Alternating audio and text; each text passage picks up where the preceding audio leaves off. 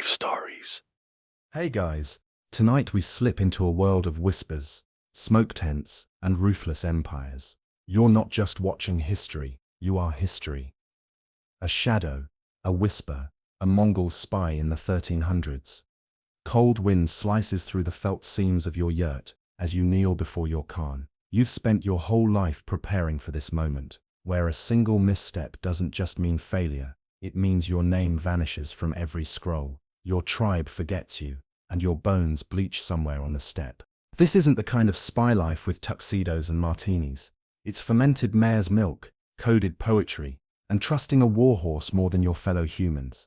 There's a reason you've never heard much about Mongol spies, because they didn't leave behind stories. So, before you get comfortable, take a moment to like the video and subscribe, but only if you genuinely enjoy what I do here. And hey, drop your location and local time in the comments. I love seeing where you're all listening from. Now dim the lights, maybe turn on a fan for that soft background hum, and let's ease into tonight's journey together. You're 10 years old the first time your father brings you into the smoke hut.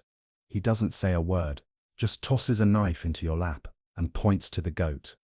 You hesitate, one breath too long, and that's when you learn.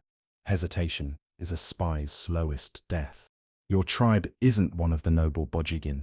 You don't carry a famous bloodline, but someone high up, someone with eyes like a hawk and nerves like cold iron, noticed you at the winter camp. Maybe it was the way you memorized faces without trying, or how you knew which elders were lying just by watching their fingers. Either way, you've been chosen. They don't call it spy school. That would be too soft. They call it Zuurtigs, the path of sharp sayings. Your instructors are traveling minstrels, bitter widows, and one disturbingly cheerful one-eyed blacksmith, who swears every truth worth knowing lives inside a horse's mouth. Your first lesson? Spies don't write.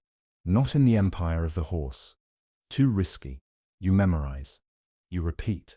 You encode information into song, dance, gesture, knots in rope, beads in a child's braid.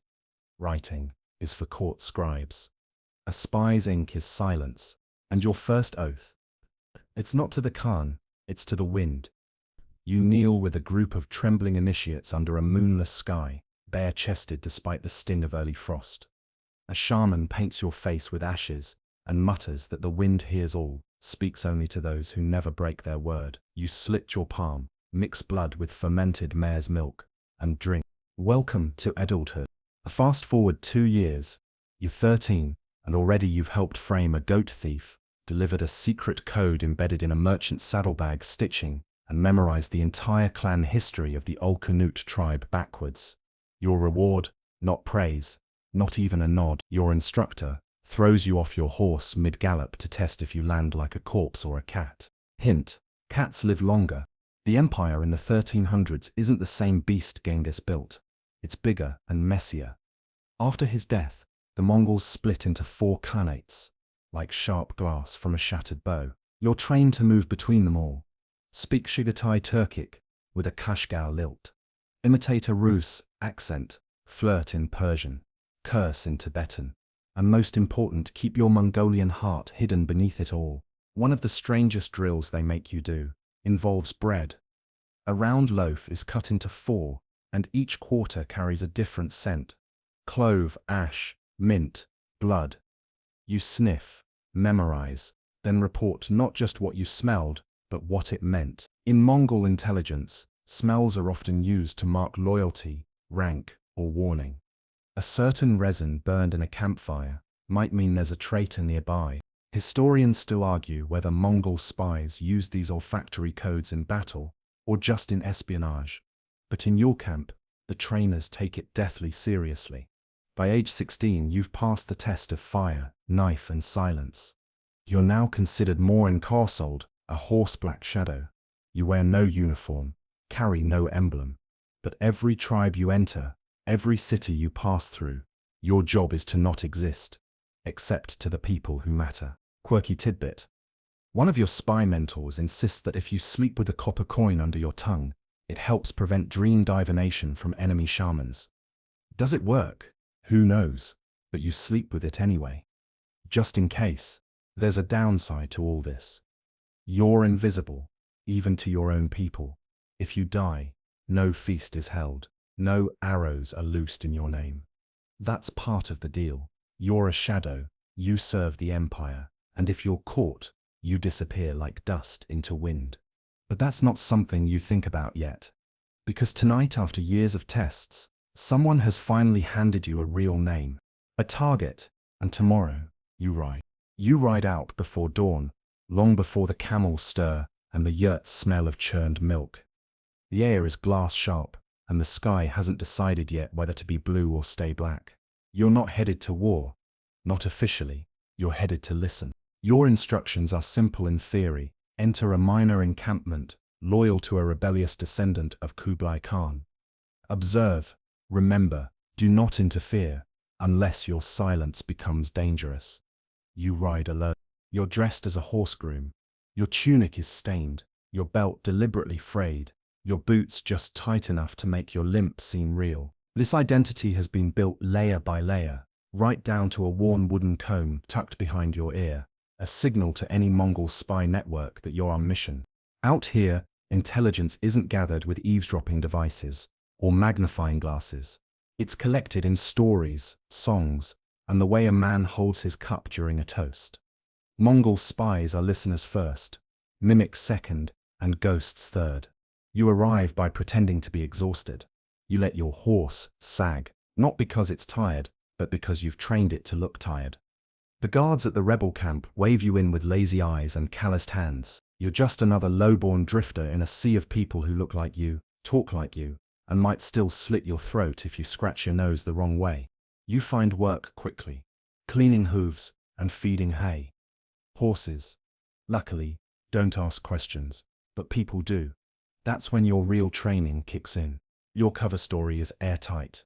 You're from a southern river clan, known for its barley spirits. You left after a marriage dispute.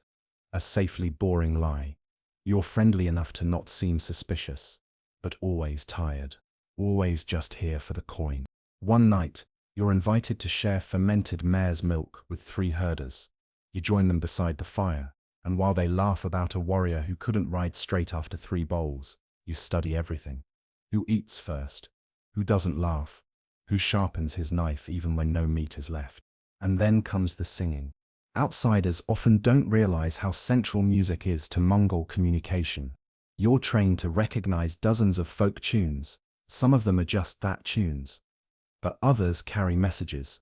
In one ballad, the verse about the lost falcon hints at a recently captured spy. In another, the mention of cold honey might mean troop movements toward the west. Tonight, one of the men sings about a broken saddle that still rides straight. On the surface, it's nonsense, but you know that phrase. It's used to identify leaders who no longer serve the Khan, but pretend to. A rebel's name hidden inside a tune. You file the information away, word for word, note for note. Mongol spies don't write anything down. It's all up here in your head. And the head, they say, must never sleep when the ears are working. At this point in the empire, the Mongols are less unified than you'd like. After Genghis, the lines of succession got murky. The Golden Horde, the Chagatai Khanate, the Ilkhanate, and the Yuan dynasty in China all claimed different flavors of authority. Your job, exploit the cracks, find what's leaking through. This rebel camp is small, too small to matter alone. But if they're singing about broken saddles, it means they might be aligning with something larger. And here's the fringe fact no one tells you in history books. Mongol spies often worked in pairs, but not side by side. One embedded close like you, the other traveling between posts, acting as courier, cleaner, or beggar. They sometimes didn't even know who the other was. But if your companion goes missing, a thread of your memory might go with them. So, you listen for a second voice. One afternoon, you spot a tanner with a limp carrying ox hides to the cooking tent. His right boot has 5 ties instead of 6, just like the old codebooks say. You hum a test tune under your breath. He doesn't answer, but his horse nips the air in rhythm. You note it. Perhaps he's the second half. Perhaps not. Historians still argue whether this decentralized spy structure was intentional genius or accidental chaos? Did the Mongols plan this network, or did it evolve from sheer necessity? Either way, it worked. By now you've been in camp 2 weeks. Your hands smell of horses and tallow. Your back aches from labor. You're starting to like a certain kind of dumpling they make with crushed garlic and yak butter. But comfort is the spy's greatest enemy. The camp shifts slightly. Guards are replaced. A tent gets pitched farther from the others. You catch whispers of an emissary arriving from Samarkand. Now, you don't report with paper. That would be suicide. Instead, you recite your findings aloud each night in a forgotten dialect. You speak to your horse as though it were your lover. You speak softly, rhythmically, and if anything happens to you, your partner or someone riding the yam knows how to reconstruct it. Weird tidbit. Some Mongol spies believed you should never describe a detail directly. Instead, they'd say the eagle eats near the tree with roots exposed, to mean a general is meeting near the old river bend. Why? Because even if captured and forced to speak, the layers of metaphor would give you time or confusion enough to escape. Your real test comes on the night of the emissary's arrival. You're asked to help tie down his horses. A minor job, but proximity to a diplomat means proximity to secrets. You play the fool, trip once, apologize too much. Your clumsiness lets you get close to the saddlebag. What you see shocks you. A wax-sealed scroll with the Ilkhanate's red dye. That's not supposed to be here. Someone's making new alliances. And you now carry that knowledge alone. You leave the camp before sunrise, not because you're finished, but because you've seen too much. In Mongol espionage, there's a tipping point, a moment when staying longer becomes more dangerous than the journey back. And now that you've seen a scroll sealed in Ilkhanate red, you're officially at that point. Your story to exit. Simple. Your horse went lame. You're heading to the river camp to find a farrier. You act frustrated. Even curse your horse quietly and lovingly. It knows better. No one stops you. Why would they? You're nobody. Just a groom with bad luck and a stiff leg. You ride slow at first. Not for stealth, though that helps, but to watch. The path you take has passed a dozen camps in the last month. You keep track of who's moved, who's still burning fires in the middle of the night, and which banners now fly upside down, an old signal that someone inside is dying or preparing to kill. By midday, you're far enough to increase speed, but not too far, because now comes your real task, processing everything. You find a quiet bend in the river, unsaddle your horse, and talk. Not like a monologue, more like a chant. You use phrases laced with mnemonic cues. The owl sleeps in the red tree means the emissary came from the west. Saddle without silver sings refers to underfunded soldiers. The color of the wax. The sun bleeds in southern snow. This isn't nonsense, it's spy speak, and your horse, bless its ears, is trained to stand still while you recite. Not because it understands, but because if someone hears you talking like that, they'll either assume madness or worse, shamanic possession. Mongols don't mess with either. Later that night, you meet your contact. She looks like a fruit seller, middle-aged, warm laugh, hands like river rock. But you notice her pack animal has a bell with no clapper. Classic marker. You don't speak to her directly.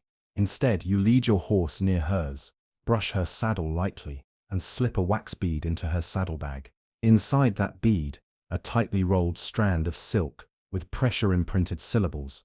She doesn't look at you, doesn't nod, just leads her pack eastward. Mission complete. Now you return to base. Your base is not what you'd imagine. It's not a castle or even a yurt. It's a grove of trees in a no-man's land between clans. Beneath a certain birch tree, your unit's shaman waits, not just for messages, but for truths you can't even put into words. She listens while burning pine resin. Her job is to interpret you as much as your report. She watches your eyes, hears the stutter between details, and sometimes throws bones across a deerskin to confirm what you're too afraid to admit. This is where you debrief, not by dumping data, but by letting her draw it from you, like poison from a wound. Mongol intelligence culture isn't linear, it's symbolic, interconnected, some might call it chaotic. But there's a method to the mystery. Historians still argue whether this fusion of espionage and spirituality was state strategy or tribal tradition. But for you, it's both. You must tell the shaman everything, even the part where you hesitated. Especially that part. She doesn't scold, just adds a smudge of soot to your cheek. You've been marked as touched by decision. Not dishonor, not quite honor either. Just, what? She tells you to wait, so you wait. While you rest, you watch your comrades return from their own missions. One arrives pretending to be a blind beggar. He was actually mapping yam relay stations. Another returns with a new accent and a scar you don't ask about. You all share a fire. You don't share stories, not unless the shaman asks you to. And then you get your next assignment. You're going north, into Karakoram, not the glamorous part with temples and artisans.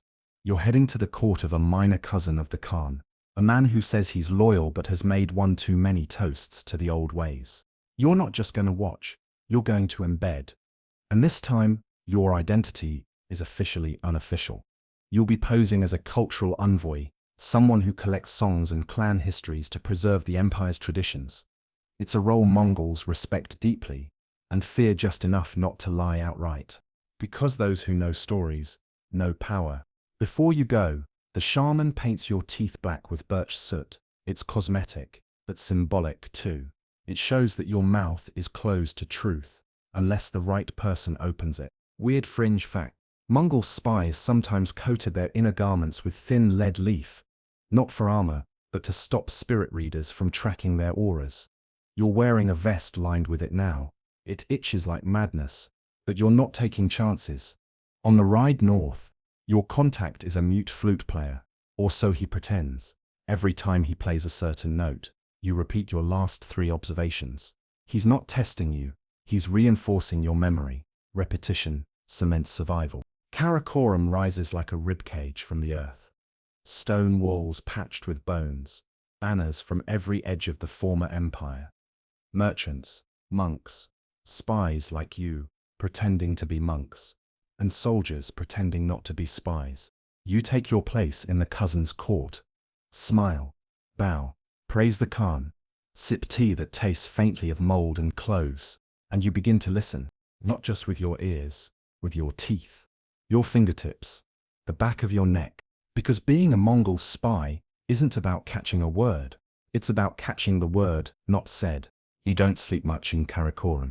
The cousin of the Khan, Lord Tumen, lives like a man auditioning for promotion. His court is a careful theatre of loyalty. Golden scrolls quoting the great law hang from yak hair ropes, while every 3rd sentence he speaks references Genghis, as if saying the name might ward off disloyalty. Your role as a so-called cultural envoy is both blessing and trap. It grants you access to inner circles, but also paints a quiet target on your back. You're expected to be curious, but not too curious. Friendly, but not familiar. Neutral, but not naive. Each day begins the same. You walk barefoot through the courtyard, a ritual borrowed from an old Eastern tribe, and meant to show humility. The gravel bites, so do the glances. And then it's song time. You collect old stories. Really, you collect code. The Mongol court, by now, has elevated doublespeak to an art form. The tale of a wolf caught in a well, actually about a failed military campaign. The song of the 3-legged goat, a metaphor for internal rebellion in the Chagatai Khanate. And Tumen's court? Overflowing with goats and wolves in every sentence. There's one advisor who particularly interests you, a man called Ari, who wears bells on his sleeves and claims to be descended from Subutai. He's either a fool or pretending to be one, and Mongol history warns, the loudest drunk may be your quietest assassin. You befriend him slowly, over fermented curd and long walks through the outer shrine fields. He rambles about how Karakoram used to be nothing but mud and guts, then casually mentions how some old yam posts still lead into the mountains, useful if you're trying to vanish. That's the first real clue. You've been taught to read people not just by what they say, but how they perform. Mongol culture thrives on layered gestures. A man scratching his right ear while refusing a drink might mean he's lying. A woman who toasts with her left hand may be signaling danger. One evening, at a feast, Tumen offers you a full bowl of ereg, fermented mare's milk, but he doesn't drink from his own cup until after you sip. It's a subtle sign. He suspects you, or he respects you, possibly both. Historians still argue whether Mongol hospitality was more political performance than genuine warmth. But in the world of espionage, both can kill you just as fast. Later that night, you're summoned to a private yurt. Inside, incense burns in a spiral, and a shaman you haven't seen before watches you with eyes clouded like stormwater. Tumen is there, silent, eating pickled plum with his fingers. No greeting, no smile. Just one word. Speak. Your stomach turns cold. You're not supposed to actually have anything to report. But the silence stretches like horse sinew pulled for a bowstring. You decide to answer in form, not with direct facts, but in a performance. You recite a piece of folklore you invented just that morning. About a falcon who flew too far from his master, tasted freedom, and forgot to return until a bigger bird chased him home. The symbolism isn't subtle. Tumen listens, fingers tapping the plumstone against his bowl. The shaman makes a sound like a grunt and a prayer in one. They let you go. Back in your quarters, you lie awake, staring at the ceiling slats. The performance worked for now. The next day, you change your tactics. You begin asking children for songs, not court songs, village songs. Kids don't have filters. Their rhymes hold political truths, with the bark still on. One 8-year-old sings a ditty about a brother who steals yaks at night and blames his twin. Sounds like a family feud. You dig deeper. It turns out, Tumen's younger brother recently built his own camp just 3 valleys away. Not illegal, but in Mongol terms it's a warning growl. And then comes the fringe detail. The younger brother's camp flies no banners, which is a kind of banner itself. You write nothing down. Instead, you braid one of your tunics with a small loop of red cord. Your real message will be memorized and delivered later. But the cord tells the next spy, active descent in progress, monitor brothers. At one point you think you're caught. One of the stable hands, a round-faced man with one eye, always squinting, corners you behind the yak pens. He asks you, with too much interest, what tribe you're from. You give the usual cover story. He doesn't blink, then asks what your grandmother's clan motto was. You answer with a proverb your mentor taught you.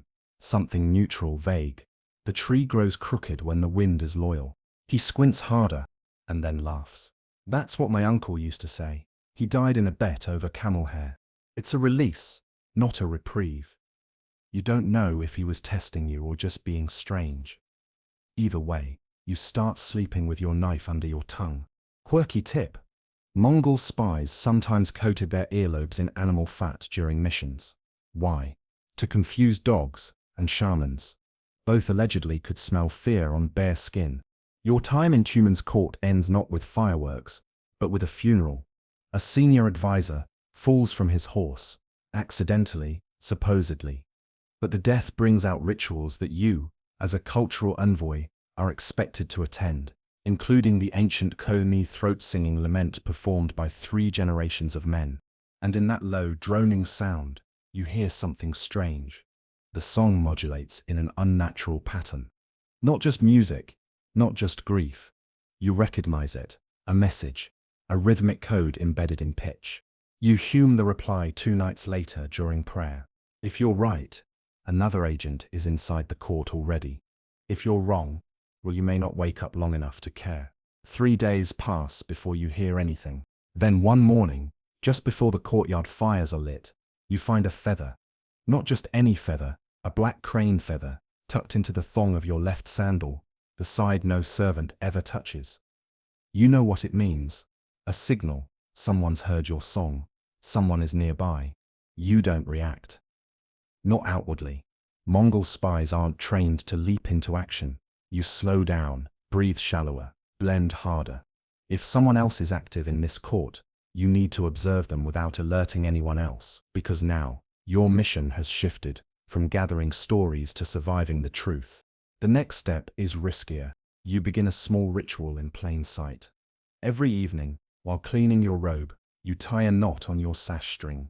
A fisherman's loop. This to anyone trained in the Zooftries tradition, says safe to approach. No watchers near. On the fourth knot it works. A voice you've never heard says quietly behind you, "The fish sleeps in the sun." It's a phrase from an old coded folktale, meaning, all eyes are closed. You respond without turning your head. But the net is dry. The woman sits beside you on the temple steps, peeling a dried plum. She's old enough to pass unnoticed. You recognize her now. She's been in the kitchen staff for weeks, always humming. You just didn't listen closely enough. She's been embedded here for years. She's also dying. Not quickly, but clearly. Her fingers tremble. Her teeth are blackened. Not from dye, but from rot. Still, her mind is sharp. Sharper than yours, maybe. She's collected everything. Tumen's real ambitions, his secret letters, even the route pattern of his alliance building. She just can't leave to deliver it. So she gives it to you. No scrolls, no documents, just 2 days of whispers. You sit together pretending to sort lentils, playing the roles of servant and scribe. But what she really gives you is memory. She teaches you a sequence of verses, 108 lines, each one a line of intelligence, wrapped in metaphor, rhythm, and coded tones. You learn it like a song. You ask her why she never returned. She shrugs. I loved the horses, and I was tired of being invisible. A rare honesty. Most Mongol spies die without ever saying what they really think. That's part of the game. She dies, 3 nights later, peacefully, in her sleep. Her role, complete. Her last act, tying your sash in a double loop. A message for you alone. Trust only yourself. At her funeral no one cries. Mongol custom discourages visible grief at death. Instead, people sing, burn juniper, and feed the dogs with milk. An offering to spirits. You quietly slip a polished bone bead into the fire. It contains nothing, but it says everything. Now you must leave. Easier said than done. You can't simply ride out of Karakoram with Tumen's secrets humming behind your teeth. So you create a distraction. You invoke one of the lesser-known traditions of the empire, the false history game. Mongols love stories, and once every season, someone is chosen to recite a fictional version of clan history, packed with satire and riddles. You volunteer. No one expects a low-born envoy to be clever. That's their mistake. Your story is a farce about a horse who marries a camel, then leads a caravan into the belly of a mountain, only to discover the mountain is a sleeping Khan. Everyone laughs, but what you're really doing is broadcasting locations, alliances, betrayals through animal allegory and comic timing. To the untrained ear, it's entertainment. To the right ears, it's a roadmap to the rebel factions Tumen has been cultivating. Historians still argue whether Mongol court satire was genuine freedom of speech or just a pressure valve. But in your case, it's both. By the time the feast ends, you've done your work. Now you just have to escape. And here's where things get strange. A boy slips you a small bone charm as you pass by the stables. He says it was dropped by the lady who fed him sweets. You know immediately what it is. The bone is carved with 12 notches, coordinates for a yam station deep in the forest, off the grid. Not sanctioned, but the implication. Tumen may already suspect your role. He's waiting to see where you run. But this is the trick. You don't run, you vanish in place. You swap clothing with a sick elder, shave your eyebrows. Don't worry, it's reversible, and insert small twigs into your cheeks to alter your face shape. You ride out the next morning on a cart, hunched, coughing, and smelling of sheep fat and vinegar. No one stops you. A day later, you're back in the trees. You light a pine smoke fire in the exact sequence required. 3 short bursts, 1 long. An agent meets you at dusk. He's younger than you. Too clean, too curious. But his cloak has the spiral stitching only the inner network uses. You recite the first 6 lines of the coded verse. He responds with the 7th. You're clear. You hand him your sash. The knotwork says the rest. You won't go back to Karakoram for a long time. Maybe ever. That court is now someone else's song to sing. Your next mission awaits in a place far dustier, far stranger. But for now you sleep under the stars, your teeth still blackened, your mind still humming. You've become what every Mongol spy dreams of becoming, a carrier of invisible truth. The desert is not empty. You used to think that. Back when maps were just lines and mountains drawn in soot. When everything south of Samarkand was out there somewhere. But now you're here, deep in the steppe border sands, on a new assignment. Your target.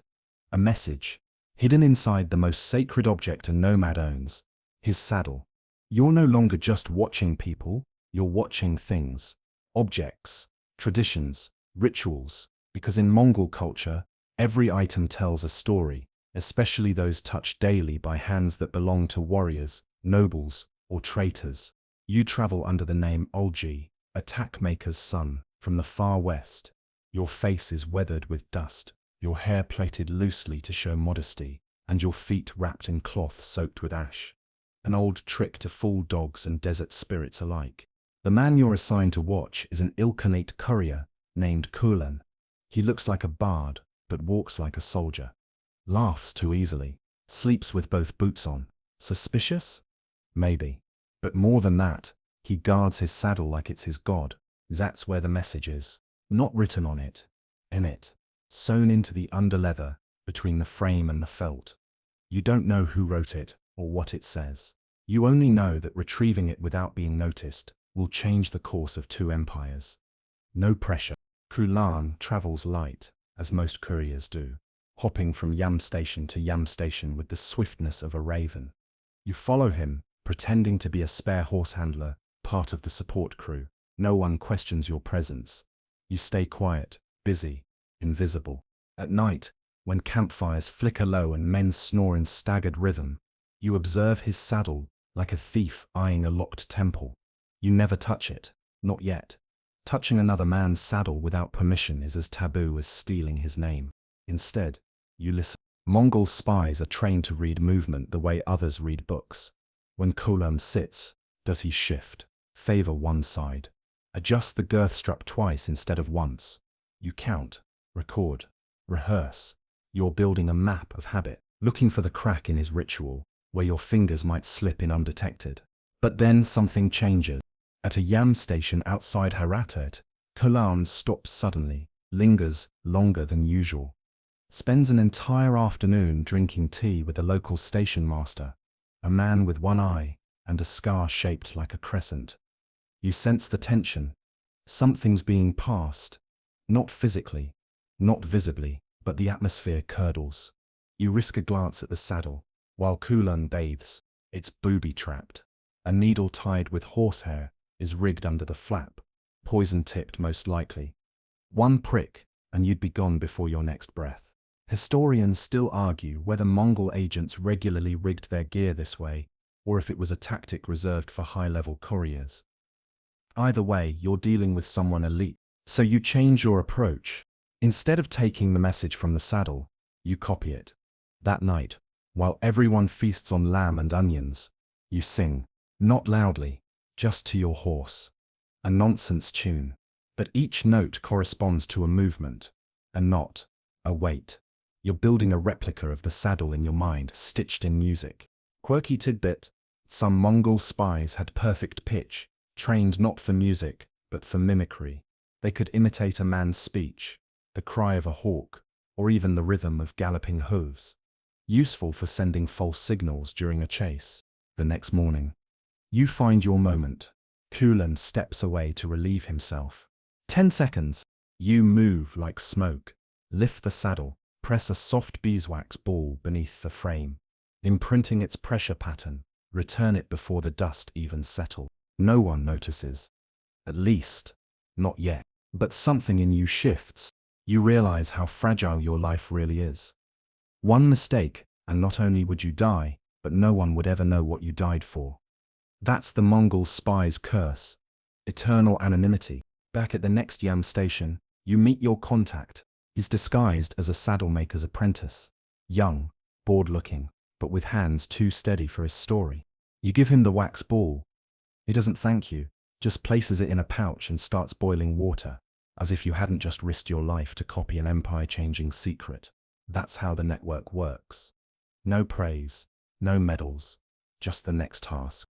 You're about to rest when he hands you something strange, a sealed pouch filled with dry river clay and 5 fish bones. You know what it means. A new code. The clay is from a sacred river, only found near Tabriz, meaning your next mission is westbound. The fish bones, each marked with tiny notches, one for timing, one for location, one for threat level.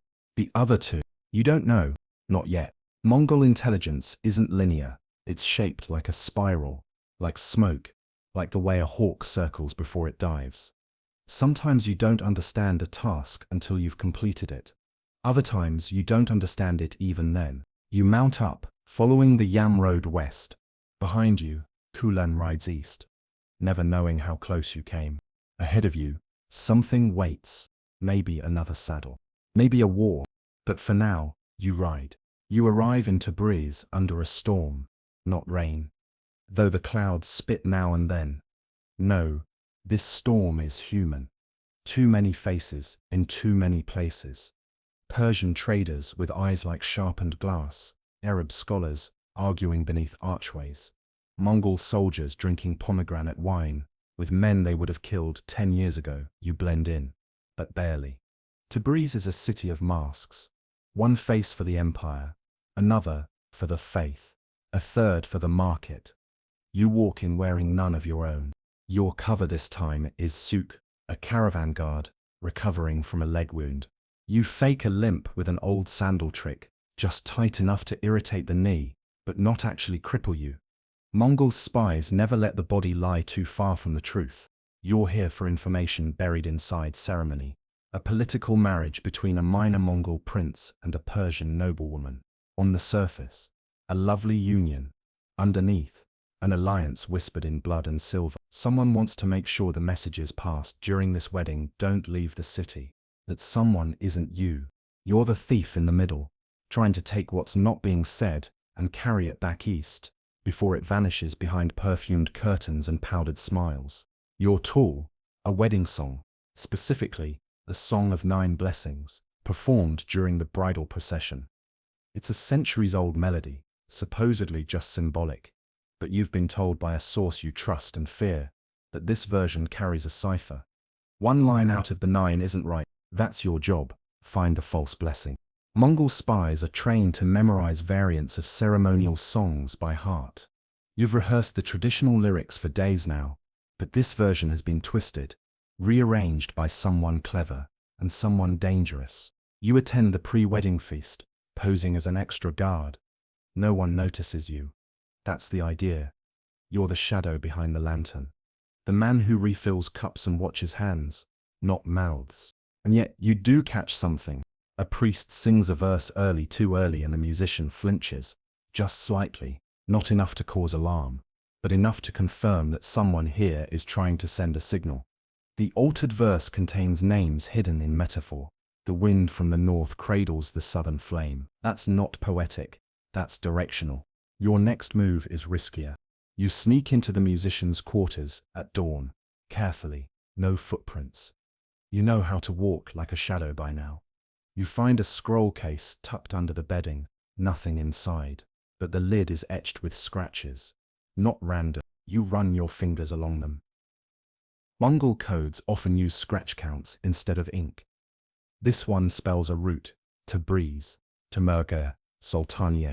Not the wedding procession, the escape route. Someone is planning to flee after the ceremony and bring something with them. Historians still argue whether Mongol spies operated primarily as interceptors or enablers of internal schemes. You're starting to suspect the answer is both. Sometimes you stop a betrayal, sometimes you let it run, so you can follow it home.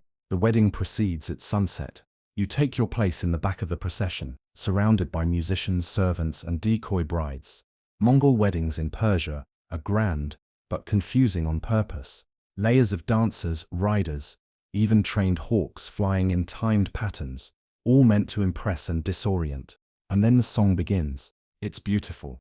9 verses sung in sequence, each representing a blessing: health, fortune, loyalty, children, harvest, ancestors, strength, stars, and finally, union. But on the 6th line, ancestors, you hear it.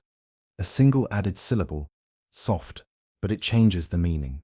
What should have been our ancestors' smile becomes our ancestors' speak. You freeze. That's the code trigger. You know what comes next?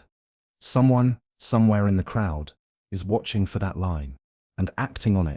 You scan the courtyard, look for movement. A shimmer of silk too fast, a shadow where none should be. There, a courier, small and wiry, steps back from the wine table. He drops a ring into a bowl of saffron rice and walks away. No one notices, except you. You retrieve it an hour later, after the dancing begins. The ring is not gold, it's bone, and inside the hollow, sealed with beeswax, is a sliver of papyrus, rolled tighter than a twig. You hide it in your hair, walk away like you've seen nothing. Quirky cultural aside. Bone jewelry in Mongol courts is normally taboo, associated with death, bad omens, wearing it at a wedding. A direct signal that someone is planning to end something, not begin it. You've got your message. But you don't leave immediately. You stay through the end of the ceremony, drink the wine, dance twice, even pretend to laugh at a poorly told story about a man who mistook a goat for his mother-in-law. That's the spy's art, lingering without leaving traces. When you do go, it's quietly, on a borrowed donkey with one broken ear. No one remembers the donkey. That's the point. You make it to Maragay 2 days later. Your contact is waiting, dressed as a librarian. He gives you a tin of dried apricots and says nothing. You hand him the ring. Did you read it? He asks. No, you say, though of course you did. The message? A list of 3 names and 1 date. One of those names belongs to a Mongol governor, still pretending to be loyal. The date? 3 weeks from now. An ambush. Your next mission will take you there, but not to stop it, to witness it. The Yam road to Sultaniye is smoother than you expect. That alone puts you on edge. No broken carts. No stray dogs. No overzealous checkpoint guards chewing date seeds and asking too many questions. It feels wrong, too clean, too staged, like a festival missing its drums. And sure enough, halfway to the city, you spot it. A new watchtower, recently built. No official banners, just plain linen fluttering in the wind. Deliberate anonymity. Mongol stations always fly the Khan's colors, even in rebel territory. But this is an eye, not a shelter. You pass without stopping. You're disguised as a salt merchant now, your cart full of coarse Persian rock salt. Your permit scrolls slightly outdated. That's intentional. A small flaw draws attention away from the real flaw. The fact that you aren't a merchant, you've never sold salt in your life, and your donkey hates you. You reach Sultaniye 2 days early. The city is a marvel. Its turquoise-domed mausoleum, meant to be the final resting place of Ilkhan al-Jaitu, gleams under the sun like a second sky. Traders bustle, poets shout, but underneath it all, something buzzes. Not joy, not war, expectation. You find a spot near the caravanserai, lay low and wait.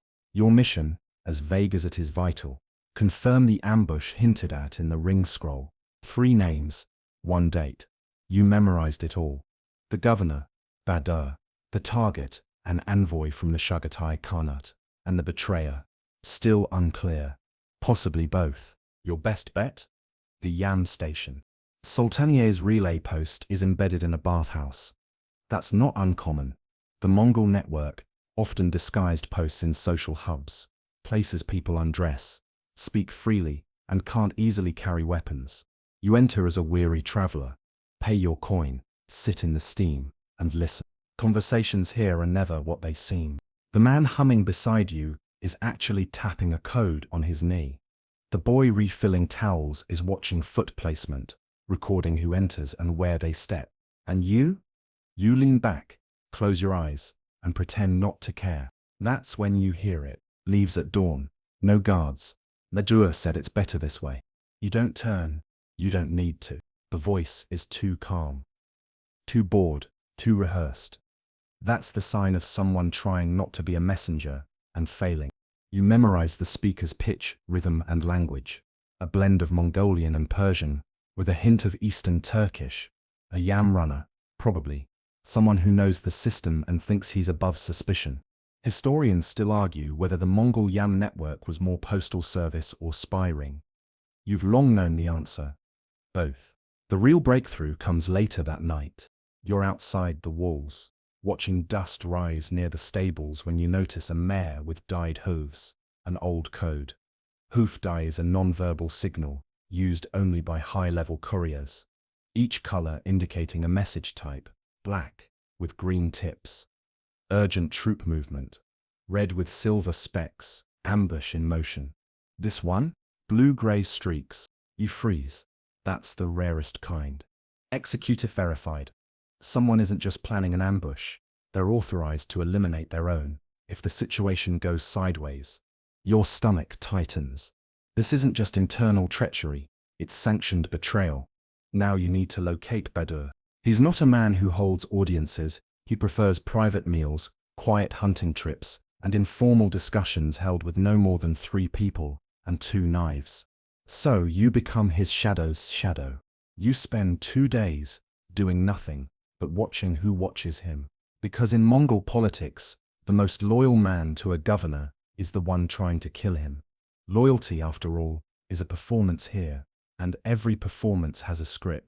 Badur's top guard wears a charm made from polished amber, carved into a wolf. You recognize the mark. It's from a family of bodyguards who double as informants. You slip a small bone disc under his saddle horn. If he's trained, he'll feel it, and sure enough, he adjusts his seating the next day. That's the signal. He's felt the disc. He'll search for its twin. You give it to him in the market. Disguised as a merchant, you drop the second disc into a bucket of walnuts near his path. He pockets it without flinching. The next morning he spits near your cart. That's his answer. He knows, and he's ready. This is where things get blurry. Because you don't stop the ambush, you witness it. That's your mission. Record the details, escape alive, and carry the truth back to someone far more powerful. At dawn, the envoy arrives. Chagatai banners ripple. Musicians play too loudly. The horses are too restless. Everyone knows something is off, but no one speaks. That's how Mongol betrayals work. Loud silences. The envoy dismounts. Badur greets him with a full bow, too deep, and then it happens. 3 arrows, no more, fired from the roof of a tannery, not at the envoy, but at his guards. Precision. The message is clear. You're not welcome. You're not dead, but you could be. The envoy leaves. Angry. Ashamed. Alive. Mission complete. Also you think. That night, you're summoned. Not to a court. Not to a camp. To a garden, a private space where poppies grow in perfect circles, and the air smells of wet soil and steel. Badur is there. He offers you tea. Not a threat. Not a reward. Just recognition. You saw? He asks. You nod. Good. Tell them we did it with care. You leave without answering. Because spies don't deliver messages. They become them. You head east again, mind humming with what you've seen. But you're not going home. Not yet. The path takes you back across the Mongol world, from the lush cities of Persia into the bone-dry plains that birthed your kind. You're assigned to a rare task now, overseeing a mock siege. Sounds boring, right? A big pretend battle with wooden towers and fake walls. But this isn't for show, it's a full-scale war rehearsal, and it's about as real as you'd like it not to be. The Mongol Empire didn't just rely on brute force. It trained, it drilled, and sometimes it built entire fake cities just to destroy them. This one sits in the western steppe, constructed in just under 3 weeks by conscripted artisans and prisoners. Bamboo scaffolds, packed mud walls, lookout towers lined with canvas. It even has a fake church inside, because they're practicing for Christian territories. Your job, you're not attacking, you're watching, spying on the spies, making sure the generals test not just weapons but loyalties. You arrive disguised as a scribe, complete with ink-stained fingers and forged calligraphy samples. Mongol warfare loves record keepers. Every shot, every wound, every broken cartwheel, it all gets logged. War is chaos. Mongols prefer it organized. The generals don't notice you, but the spies do. You recognize one immediately. A man posing as a cook's assistant, who chops onions like a man who's held a sword longer than a knife. Another appears to be a medic, until you see how he doses the same herb 3 different ways depending on who he's treating. You catalogue it all, and then the assault begins. It's not half-hearted. Engineers roll up siege towers mounted with covered platforms, archers fire in coordinated rhythm. Real arrows, not blunted, real risk. Even the defenders are sworn not to break character. Some have been ordered not to yield until they're wounded. That's the test, how much pain you can tolerate while following orders. One soldier loses a finger, another breaks a rib. No one stops. You wander the outskirts, recording everything. But you're not interested in the fake battle anymore. You're watching a trio of riders positioned on the bluff. Not part of the command staff, not part of the siege. Observers. They carry no banners, wear mismatched armor. They're from the Golden Horde, likely here without permission, sent to evaluate whether this branch of the empire still has bite. And they're watching the same thing you are. The catapults. See, Mongol catapults weren't just about hurling rocks, they were about psychology. Sometimes they launched severed heads, or diseased carcasses, or bundles of herbs soaked in bear fat and lit aflame. Not just to break walls, but to break minds. Today, they're testing something new. You spot a barrel packed with animal waste, not for smell, for smoke. Add dried dung, mix with sulfur, light it with a flint spark, and you've got a crude but terrifying stink bomb. It lands in the fake city's courtyard with a wet thump. Moments later, defenders are coughing, disoriented, retreating. It's not lethal, but effective, and very much not part of traditional drills. You log that. Later that evening, you find yourself sharing dinner with the siege planners, tough men with cracked lips and broken knuckles. You drink Erig with them and pretend to ask dumb questions about logistics and cart sizes, but your ears are sharp. One of them mentions the Persian recipe, too casually. That's your clue. This tactic didn't come from the steppes. It came from further west, possibly from Chinese alchemists working under Persian contract. You trace the source, a prisoner, technically free, but still very much watched. His name is Shuan, claims to be a potter. Laughs like a man who knows he's lying badly. You offer to trade ink for knowledge. He offers clay instead. But you see what he hides beneath his kiln. Glass vials, capped with beeswax, each one labeled in symbols that mean nothing to the illiterate guards. To you, they scream. Early chemistry. He's testing mixtures, dry powder, humid powder, reactions to camel urine. Yes, really. You ask why he's cooperating. His answer, I'd rather be useful than forgotten. And there it is again, that Mongol spy dilemma. Survival through utility. Obsolescence equals disappearance. You document everything. His mixtures, his burns, the changes in tone when he talks about containment. This isn't a siege test anymore, it's weapons research. Historians still debate whether the Mongols independently advanced chemical warfare or merely borrowed it. You now know, both. The empire doesn't invent in the way modern minds expect. It absorbs, learns, tests, repeat. And now, you're tasked with making a decision. Do you report this to your handler as a threat, or as a breakthrough? It depends on who receives the message, and you're not entirely sure which faction you're even working for anymore. Quirky tidbit. Mongol field spies often carried whistles made of hollow bird bones, not for signaling, but to mimic birdsong and mask the sounds of spying. You use yours that night, whistling softly in the reeds near the testing ground. A second whistle replies. You're not the only one watching, and that makes you nervous. You ride out the next morning without fanfare. Mission logged. City reduced to smoking rubble. Fake city, yes. But the message is real. The Mongols aren't just the hammer anymore. They're the forge. And you're the coal beneath it. You've spent so much time gathering secrets that you almost forget what it feels like to carry them. Now your load is heavier than ever. Coded verses, hidden research, shifting allegiances. But instead of delivering them directly, your orders send you somewhere stranger. To the mountains, with a message you're not supposed to read. You've been assigned to a classified transfer, not a letter, not a scroll, but a man.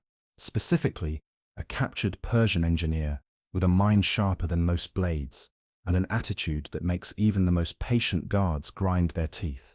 His name is Amir Dan. You're to escort him to a fortress workshop near Karakoram, and the official line is that he's being relocated for consultation.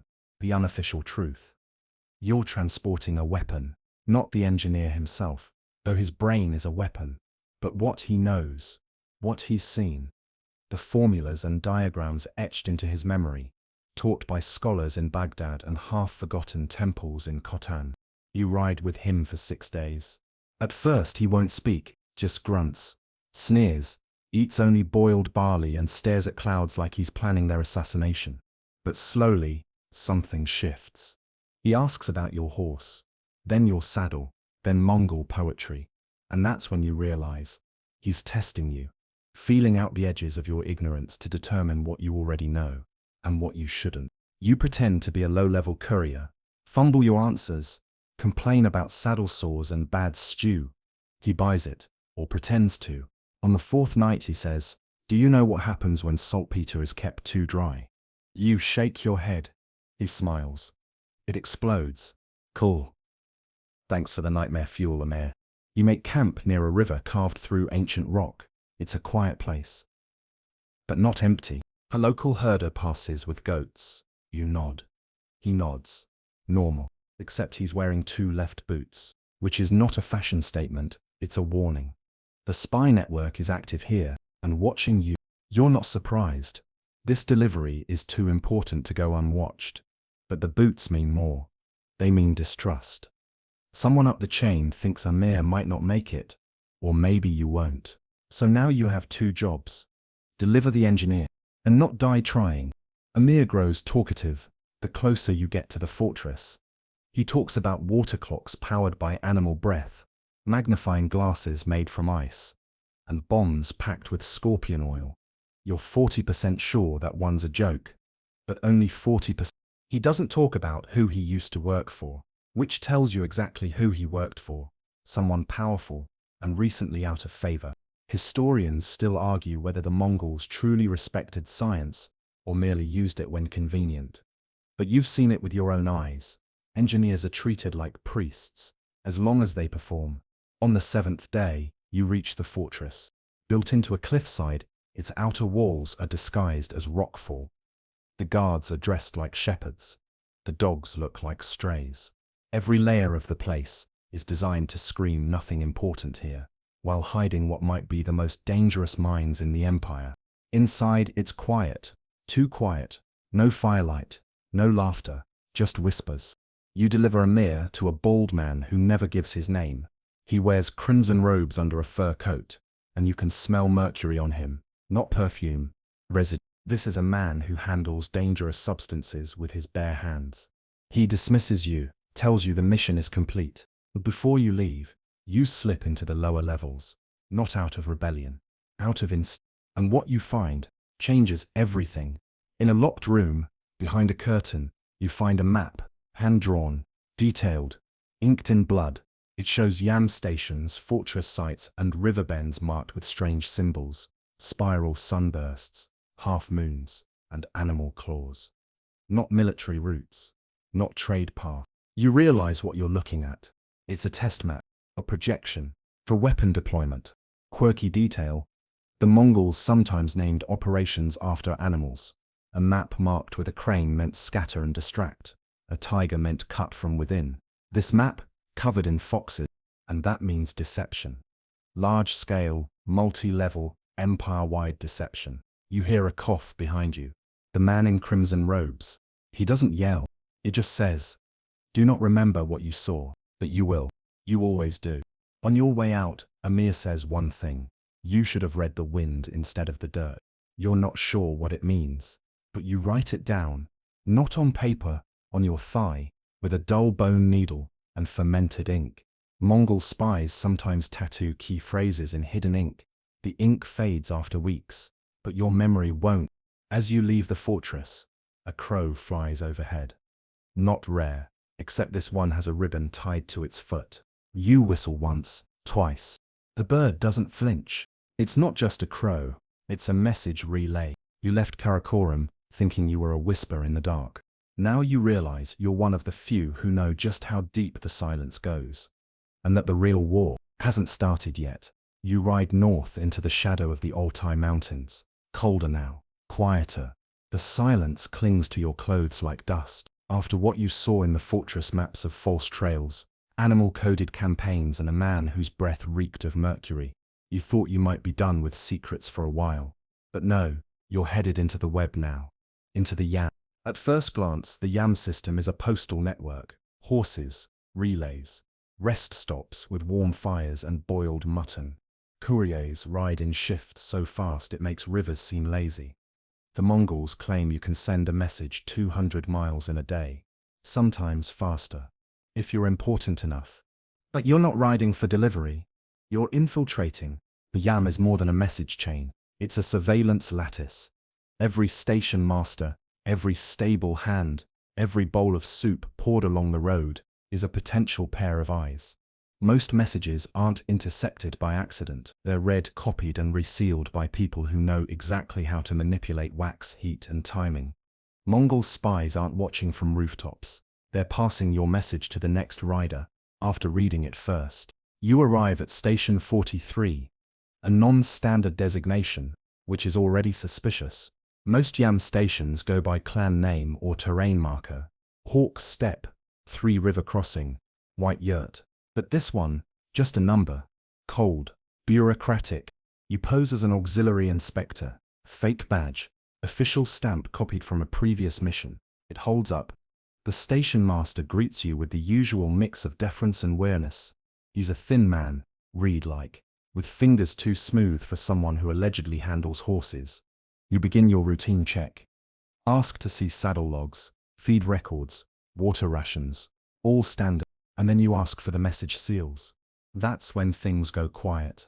Mongol couriers are trained to carry their messages in 3 forms: scroll, knot code, and seal stone. The seal is the official guarantee that a message hasn't been tampered with. But in Station 43, the seals are off. Too smooth, too warm, someone's been recasting them.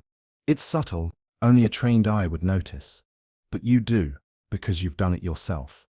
You spot a replica mold tucked under the ash bin, lined with soot to hide its shine. Someone's copying messages before they're sent onward. Worse, they're selective. Not every message, just a few, only those traveling west. You confront the station master casually, over tea of course. Funny, you say. How few riders ever come from the west anymore. He smiles. No need. West has nothing to say. A perfect answer. A dangerous one. You dig deeper, pretend to repair a leaking roof just to get into the crawl space above the message room. What you find confirms your fear. A collection of copied messages, memorized and rewritten by hand, then destroyed after 10 days. No physical evidence, just memory. Mongol spy work at its most brutal. But something doesn't add up. The messages are being copied, but not passed on. They're being archived.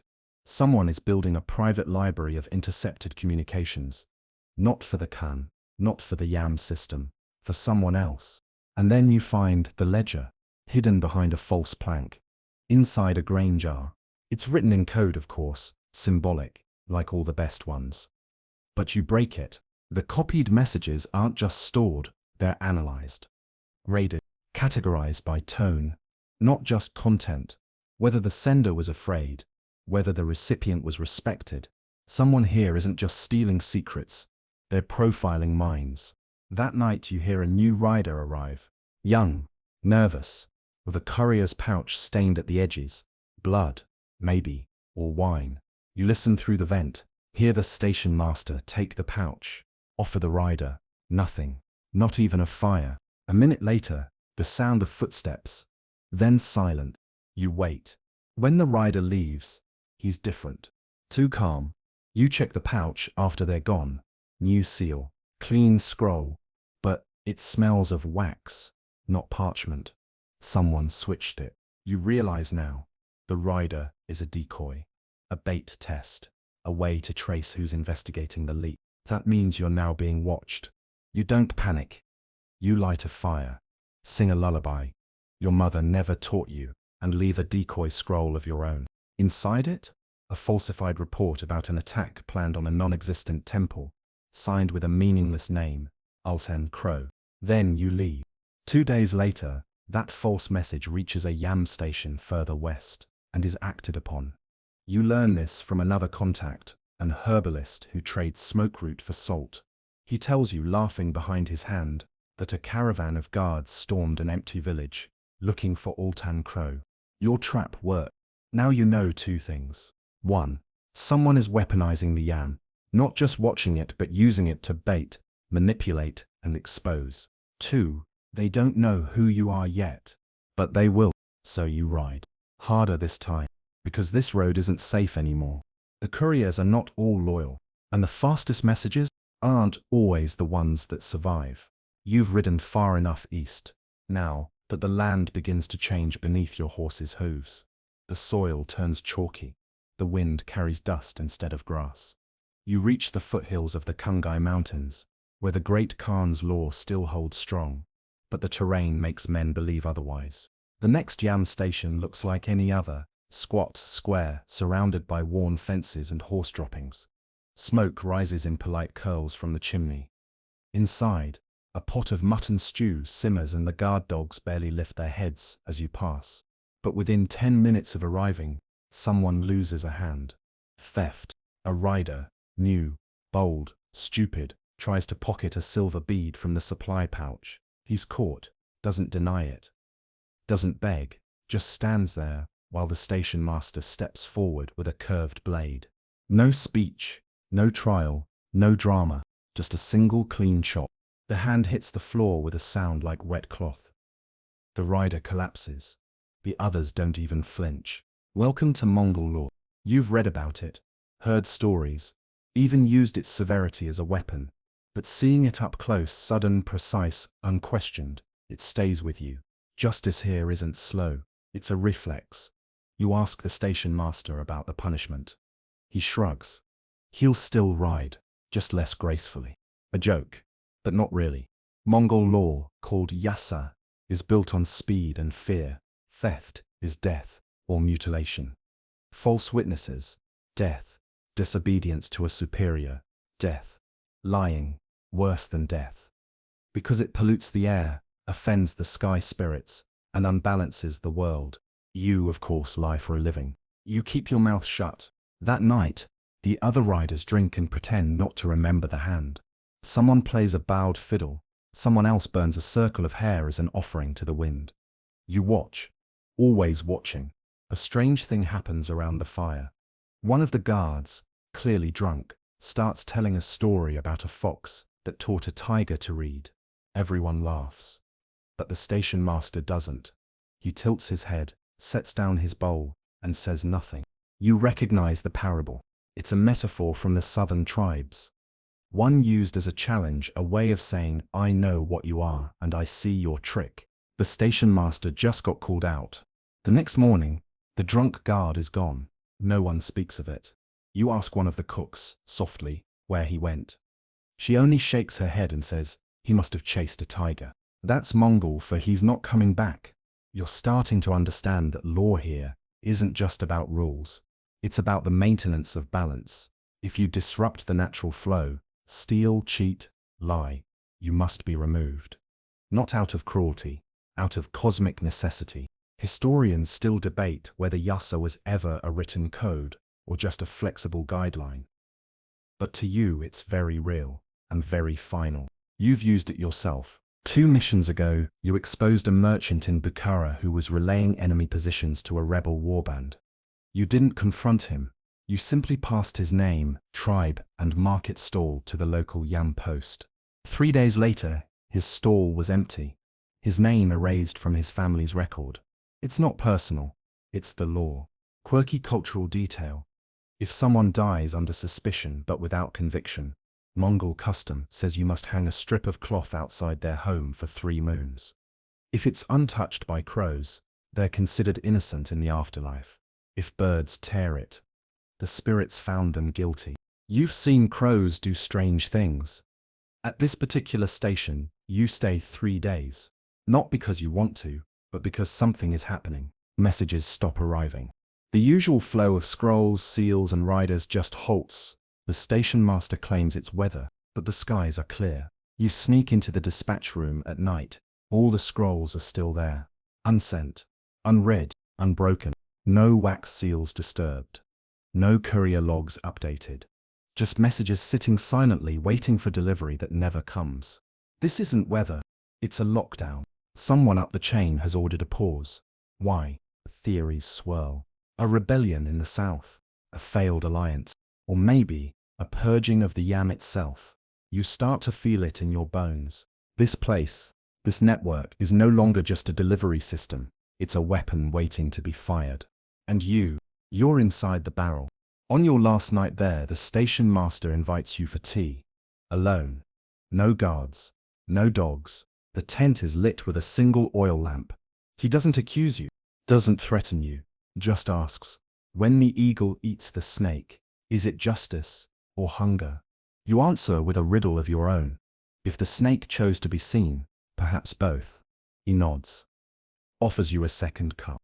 Test passed. You leave before dawn. Ride hard. Because messages are meant to move.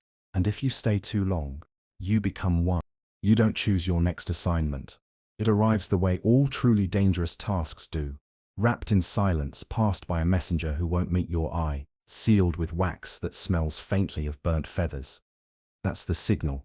Something internal is brewing. You're sent east, deep into a valley, near the Onon River, to monitor whispers of unrest among the Borjigin elite, Genghis Khan's own bloodline.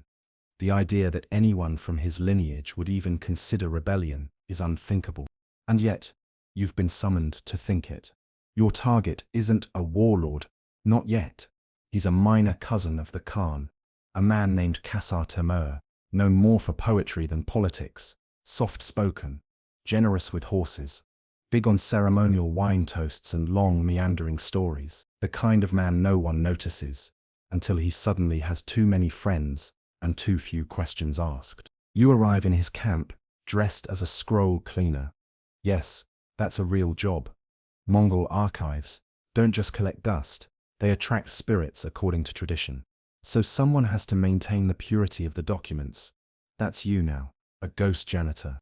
From your first day in Kassar Temur's tent, something feels off. Too much food at the feast, too many musicians, too few guards, too many silences between words. This isn't a rebel camp, not yet, but it's a waiting one. The real clue comes in the form of a deer skull. It's mounted above the main tent's entrance, but you notice it's been turned sideways. Deliberately, Mongol superstition holds that skulls must face east to keep balance. A sideways skull, that's symbolic defiance. You make a note. Not on paper, just in your mind. You hum it later in your tent, as part of a song no one else understands. Each night, Kassar Temur hosts poetry readings. Everyone smiles, drinks, recites. But you listen to the metaphors. There's a pattern. In one poem, a man forgets his name and becomes free. In another, a falcon refuses to land on the Khan's glove.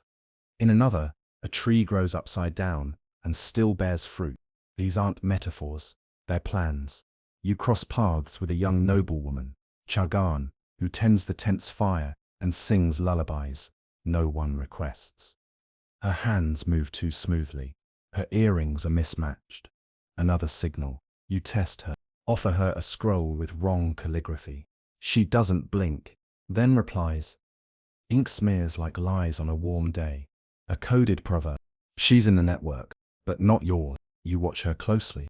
Chagan tends the fires, but also delivers cups of kumis to the innermost circle of Kassar Temur's companions. You begin to wonder, is she the poisoner, the courier, or the one listening to everyone else? One night, the camp erupts, not in violence, in celebration.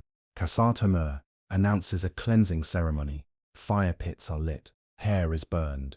Horses are run in circles until sweat steams from their backs. You know what this is.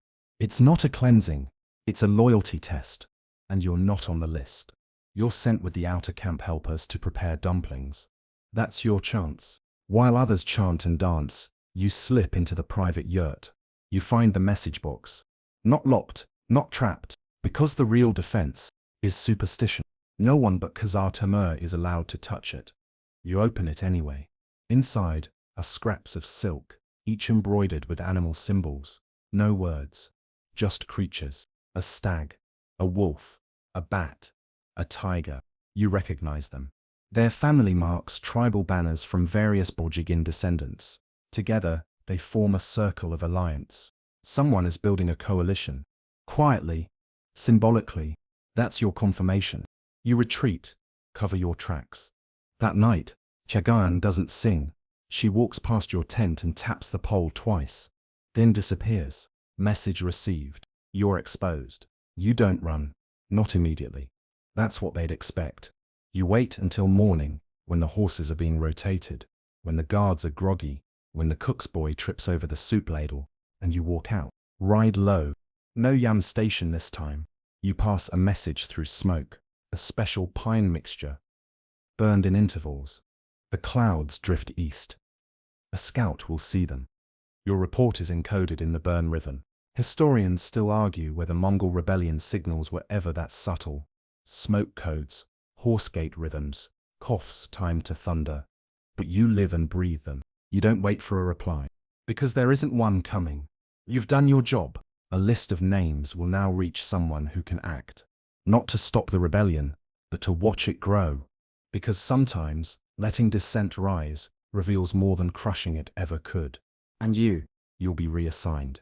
New name, new face, same silence, always silence. This time, you're not sent to the outskirts. You're not hiding in some remote relay station or posing as a wandering scrollbrusher. You're embedded directly into a Mongol warband on the move, an elite unit traveling west under a Khan's personal banner. No more pretending to be someone no one notices. Now, you're someone everyone notices. Your identity? Quartermaster's assistant. An easy role to get wrong, too clever, and they'll suspect you of theft, too meek and they'll suspect weakness. You strike the balance, just helpful enough to keep off their radar, just quiet enough to listen, without drawing stares. Your goal is simple in outline, terrifying in execution. Observe a real battle, not just the fighting, the lead-up, the drills, the speeches, the silences, and then afterward, what they do with the living, the wounded, the land. Because what the Empire wants now isn't a win. It wants a pattern. They're collecting battlefield behaviors, like some people collect pottery. Your job is to watch and report the variables. Who hesitates, who improvises, who kills too quickly, or not at all. You're headed toward the river Kalka. The name itself tastes bitter in the air. The Mongols have a long memory. This isn't the first time they've clashed here. Decades earlier, in 1223, Genghis's generals annihilated a Rus coalition by feigning retreat, then flanking them into oblivion. It was a masterpiece of terror. This new operation, less about shock, more about measuring consistency. You ride with 200 men, all experienced, most quiet, all utterly at home on horseback, drinking fermented milk while firing arrows at a gallop. It would be impressive if it weren't so horrifying. As you move west, scouts report a small Slavic force encamped near the river. They're not prepared. You know it. The Khan knows it. But instead of charging, the Mongols wait. Why? To see if the enemy panics. To measure how fear spreads. For 2 days they just circle, set up decoys, play with visibility, ride close, retreat, create dust storms. At night they make ghost sounds with whistling arrows and hide drums under overturned carts to simulate false marches. Mongol warfare isn't just brutal, it's theatrical. Then comes the kill order. The general's words are plain. No fire, no mess. Leave the bones in rows. You don't fight, you watch. From a hilltop, behind the archers, you note every maneuver. Horse formations curve like tidal eddies. No shouting, no chaos. Just flanking, pushing, splitting, trapping. The enemy crumbles before it begins. You see one Rus soldier abandon his spear, fall to his knees, and raise both hands. A Mongol rider shoots him anyway, in the shoulder, not the heart. On purpose, captured. You mark that. Of the prisoners taken, half are immediately separated. Young, educated, unwounded, that's the new policy. selective survival. Some are kept alive for questioning, others are used for training. You see them herded into a corral, told to run. Archers fire blunted arrows, not to kill, but to test aim under pressure. It's a grim fact historians rarely agree on. Some Mongol units practiced on prisoners, not as cruelty but as calibration. You've now seen it with your own eyes. After the battle, there are no songs, no cheers, just tasks. The wounded are categorized. Arrows are retrieved for reuse. Horses are reshod. Saddles cleaned. Casualties noted in a bone tally. Knots carved into a curved ram's rib, coded to indicate status. Veteran, youth, officer, foreign. You're handed one of these bones. A test. You carve 6 knots, your approximation of what your superior wants to hear. He checks it, grunts, tosses it into the fire. Test passed. But your real test comes later. At the edge of the field, you find a child, maybe 9, hiding under a wagon. Eyes huge, silent, not crying. You report her, of course. You're a spy, not a saint. But you linger. She sees your knife. Doesn't flinch. Just someone else saw her too, one of the riders. He shrugs. If she doesn't cry, she lives. Mongol battlefield rules aren't always written, but they're understood. Cowards die. Brave ones get fed. You write this down, not with ink on a strip of rawhide. You knot the ends in a sequence that tells your handlers, witnessed mercy threshold behavior. Weird fact. Mongol spies often used knot string reports, ergozurug rope picture, a kind of tactile code passed from hand to hand, readable only by touch. You pass it to a traveling monk the next day. He blesses your horse, keeps the rope. That's how it moves. By the time you ride back to the home camp, you've aged. Not visibly, but inside something's heavier. Maybe it's the child. Maybe it's the way death looked like routine out there. Your handler asks only one question. Did they hesitate? You answer, only once. He nods. That's enough. You don't ask who the child was. You don't ask what happens next. Because that's not your job. You're not a savior.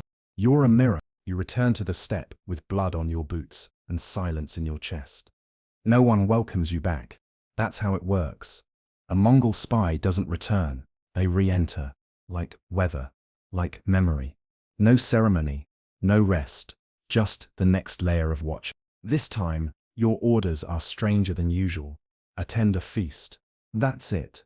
No target, no sabotage, just attend. The invitation arrives wrapped in blue silk, a high honor.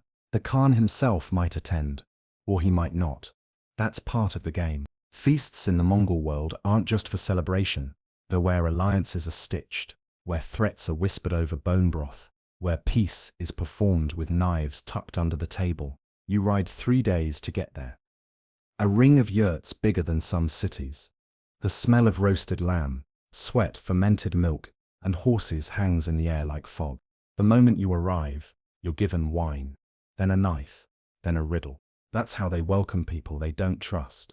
You drink, you smile, you solve the riddle, badly, deliberately. No one trusts a smart man who solves everything. You blend, you listen. It doesn't take long to spot the tension. There's a family here, descendants of Yotji, Genghis's eldest son. You know the story. Some say Yotji wasn't Genghis's true son at all. A shadow of doubt passed down through generations. That doubt has curdled into something sharp. You watch 2 cousins circle each other across the fire pit. One drinks with his right hand, always. The other, left. It's not a preference, it's a message. In Mongol gesture culture, right hand loyalty, left hand defiance. The feasting begins. You eat boiled meat with your fingers. Drink salted mare's milk. One dish arrives laced with a strange yellow root.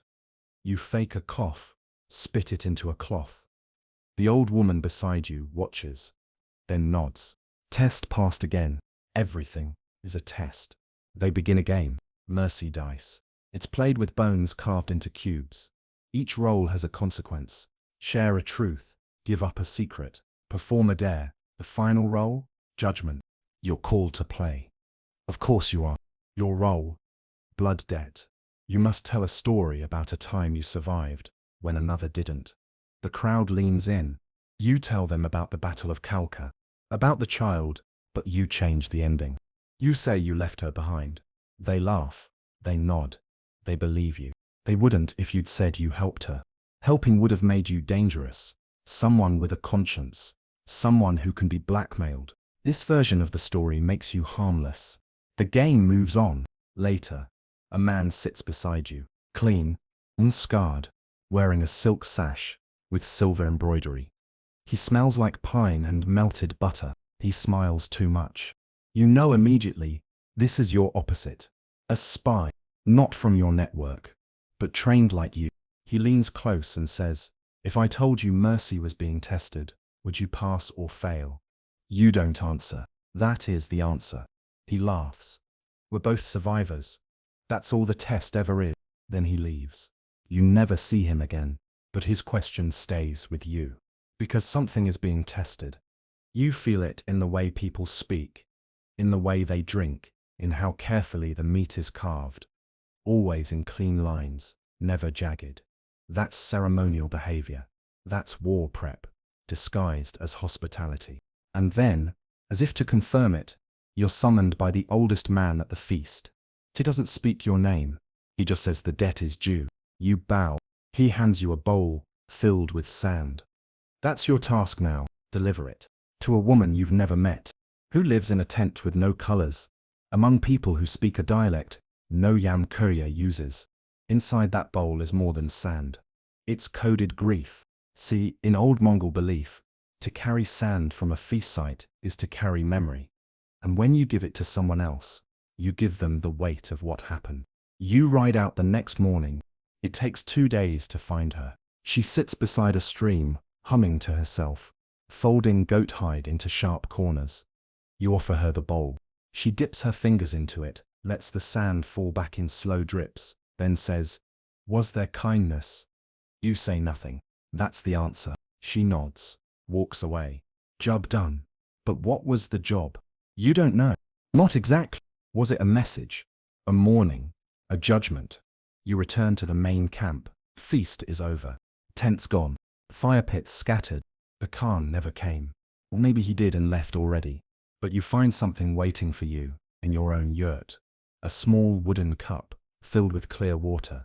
And floating in it, a bead, carved with the symbol of the crow, the identity you created back at Station 43. The decoy, the trap, the myth. It's back, alive. And someone knows you made it. Worse, they've adopted it. The crow is now a living agent. And it isn't you. You sit cross-legged, in the dust, chewing slowly through a chunk of dried goat fat, trying not to think about how the last person who did your job didn't make it back. The smoke from the campfire curls into your eyes like it's trying to whisper something. Probably, run. You ignore it. You're too tired to run. You're just back from Kalka. Just back from watching a battle that felt more like a study, and you're not entirely sure if your silence helped win it, or just helped make it neater. Either way, someone high up thinks you're still useful. Not a compliment, more like a warning. Now you're here, in a camp on the edge of nothing. Flat earth, endless sky, a few hundred people pretending this is a party. It's not, it's a loyalty gathering, which is Mongol for if you smile too hard at the wrong person, you disappear. You're under orders to attend, observe, and report. The invitation came wrapped around a boiled bone. Yes, really. That's how they do it when they want you to know there's no paper trail, and also that you should bring your knife. You arrive just before dusk. The sky is bruised orange. The wind smells like sheep dung and boiled curd, and every single person here looks like they're pretending not to watch everyone else. A boy brings you a bowl of erig. You thank him. He doesn't smile. He has the kind of face that already knows where to hide a body. He's maybe 11. You're directed to the far side of the fire circle, between a throat singer with a wolf pelt and a one-eyed woman who smells like vinegar and judgment. You nod politely. She nods back. Her hand rests on a knife, just like yours. This is fine. The feast begins. It's less about food and more about posturing. People pass meat, toast with carved horn cups. and pretend they're not waiting for someone to accuse someone else of something unspeakable. That's how these things work. You smile until someone says the wrong proverb, and then the knives come out. You chew slowly, keeping your hands visible, your posture relaxed, and your ears wide open. Mainstream fact. In the later Mongol Empire, royalty feasts like this became common practice. Not for camaraderie, but as a way to air tensions publicly, under supervision, so blood didn't have to spill behind tents later. The throat singer, next to you, starts humming a melody that shouldn't be hummed here. It's an old tune, one associated with a defeated general, long disgraced. Singing it now, bold, maybe foolish, maybe a test. You join in, quietly. Just the harmony. He smiles. Test passed. Or trap dodged. You shift your weight, adjust your robe, and pretend to scratch your foot. In reality, you're double knotting your sash, a small signal to any spy watchers that you're under surveillance and not to approach. That one's from your very first instructor. Still worse. As night thickens, the fire gets hotter, not in warmth, in pressure. People are drinking more, laughing harder, that brittle kind of laughter, where no one makes eye contact. Then comes the game. It's not called a game, it's called blood debt. Each person must name a wrong done to them, or admit a wrong they did. The first to speak is always the one with the least to lose. A merchant complains about a stolen horse. A warrior admits to taking a sheep, claims he thought it was wild. Everyone laughs. No one believes him. Then, it's your turn. You say nothing. Just raise your bowl and say, I owe my life to a lie I didn't tell. Everyone stares. Then someone chuckles. Then the rest follow. They think it's clever. They think it's a joke. You know it isn't. Afterward, the real business begins. Not out loud. In the quiet. You overhear a conversation near the meat racks. Two women, low-voiced, speaking in the dialect of the Gobi caravanners. One mentions a man called Batu Munke, and a phrase that doesn't belong here. He chooses mercy, mercy. That's the third time in a week you've heard that word from 3 different places, all connected by nothing but silence. It's not a coincidence. There's a faction growing inside the network. Not rebels, not saboteurs, something quieter. People choosing not to kill, not to report, not to burn a village, just because the Khan's map says it's a bump in the road. You don't know what to do with this yet, but the signal is clear. Somewhere, deep in the empire, a new message is forming. And for once, it's not yours. Quirky tidbit. Mongol spies were sometimes identified posthumously not by names, but by teeth. Certain agents had one molar filled with powdered silver, as a last-ditch identifier if their bodies were found. You've got one. You hope no one ever has to use it. You sleep badly that night. Too much laughter. Too many knives. At dawn, you find a bundle waiting outside your tent.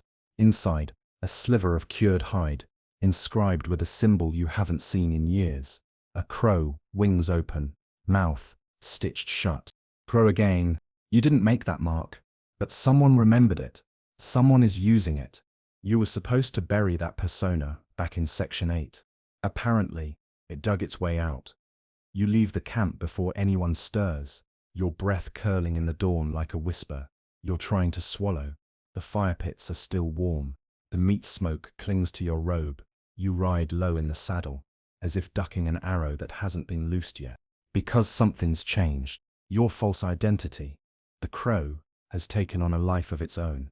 Someone has revived it, started using the mark. That symbol was a lie. You invented to bait traitors. A placeholder. Now it's showing up in places you've never been. Someone is impersonating you, and worse, they're doing a better job.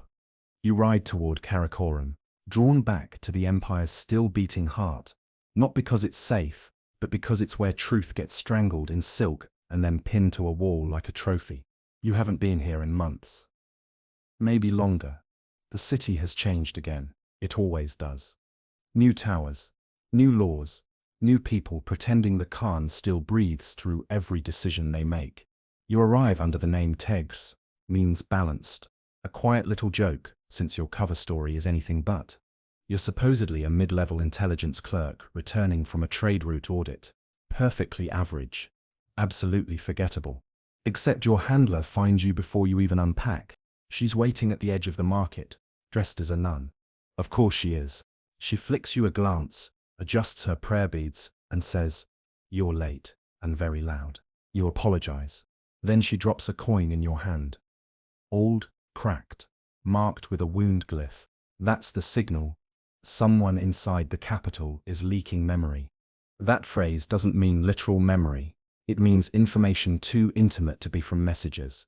Personal routines, dreams, fears, stuff no courier could carry, and no scroll would record. You ask one question. Is it him? She nods once. You know who she means. Temujin's last living grandson. Not an official heir, not a public figure, but still blood, still dangerous, and very much disappeared. The Empire pretends he died 3 winters ago, in a hunting accident.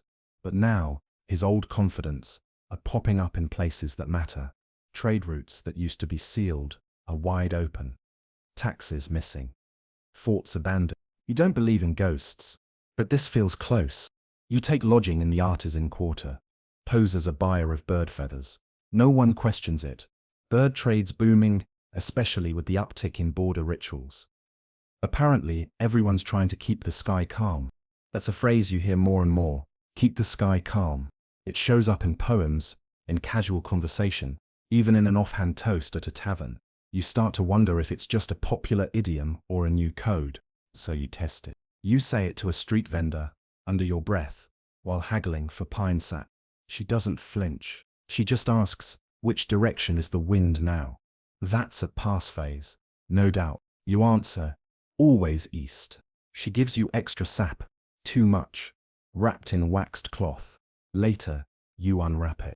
Inside the cloth, a shard of bronze mirror. On the back, scratched in dull lines, the outline of the crow. It's spreading. You try to trace it.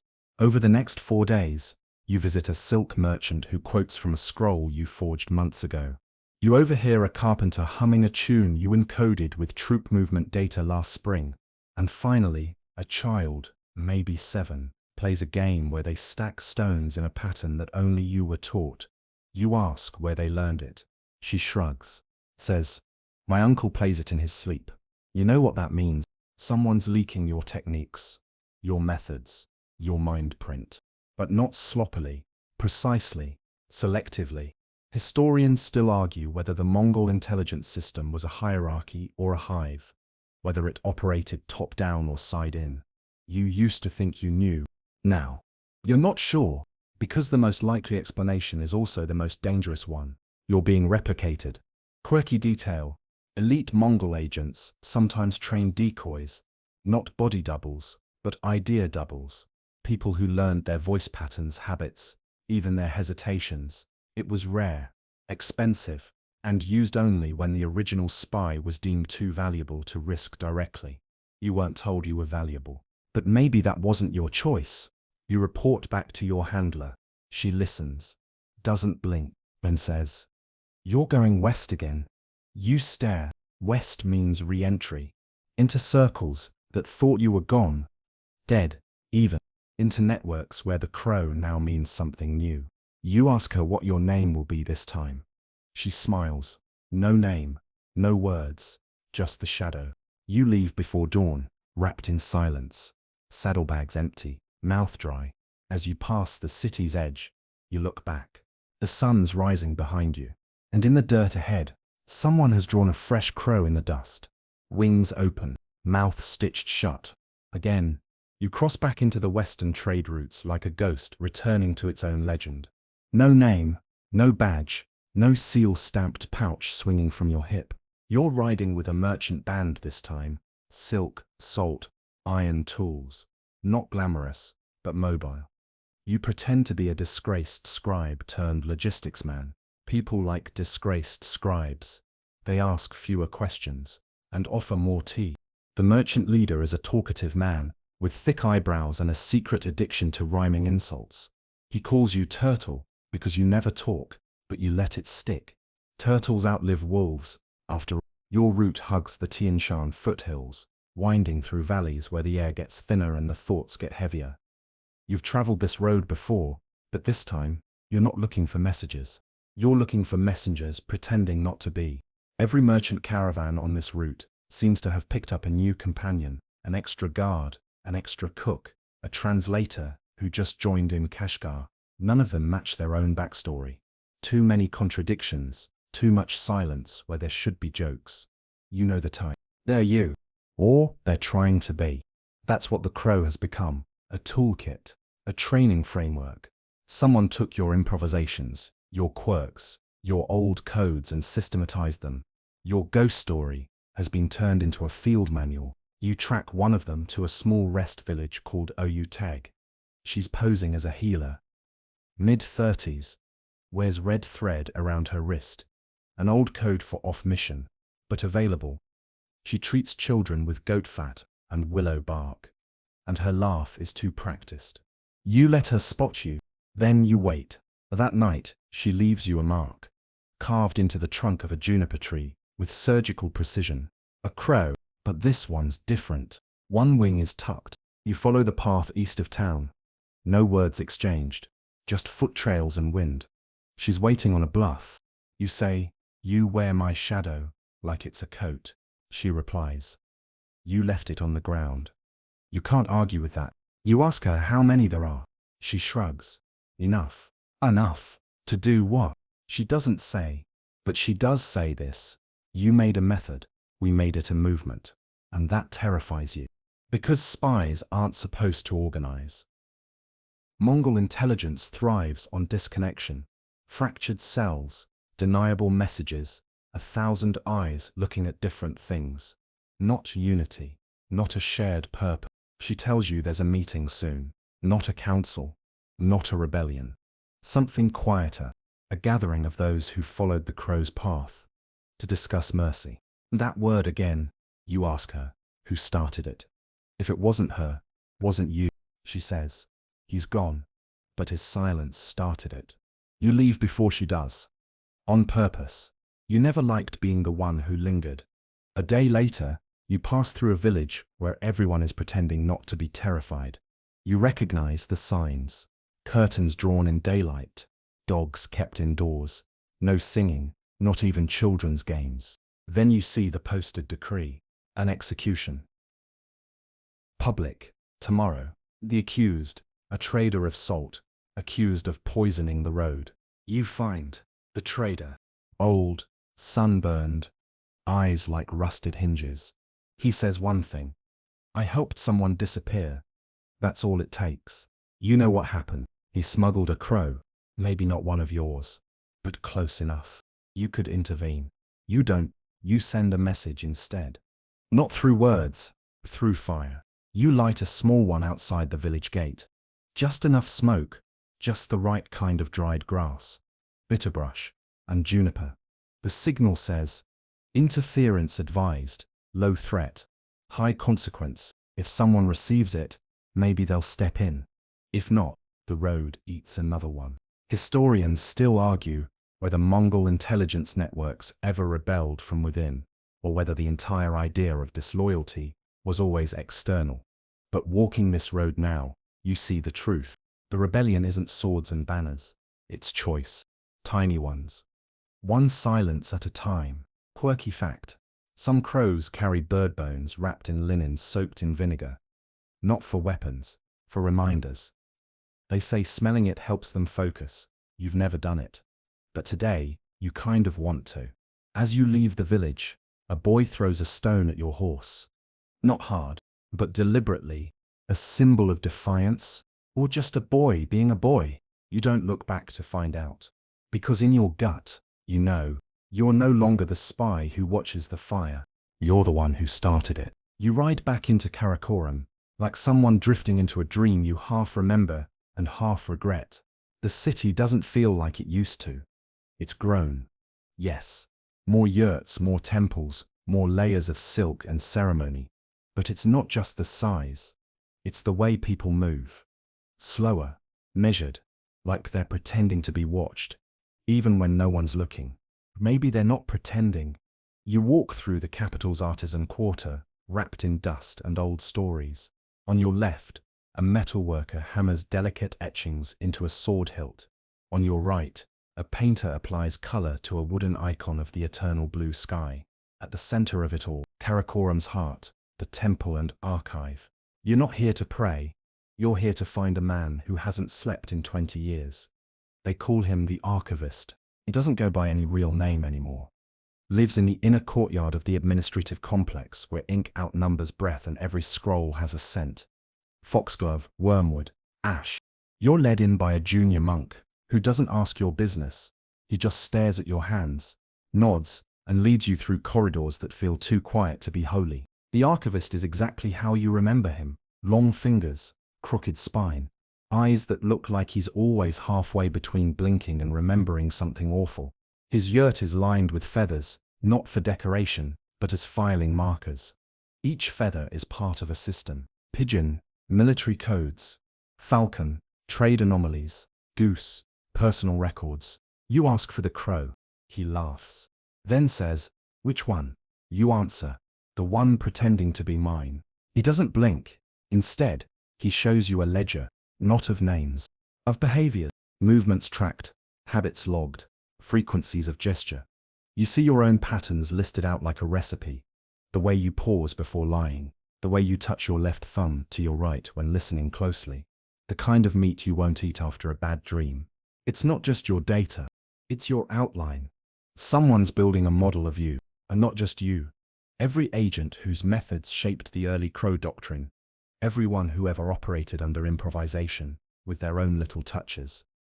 The archivist has gathered it all, stored in feathers, in threadwork, in piles of rice marked with ashes. You ask, why? He says, if we can study them, we can control them.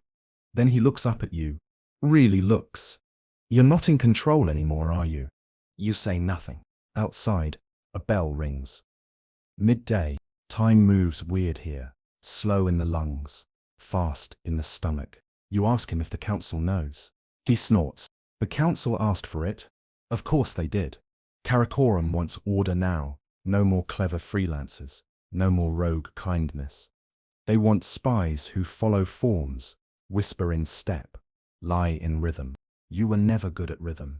He gives you something before you leave, a vial filled with lacquered seeds.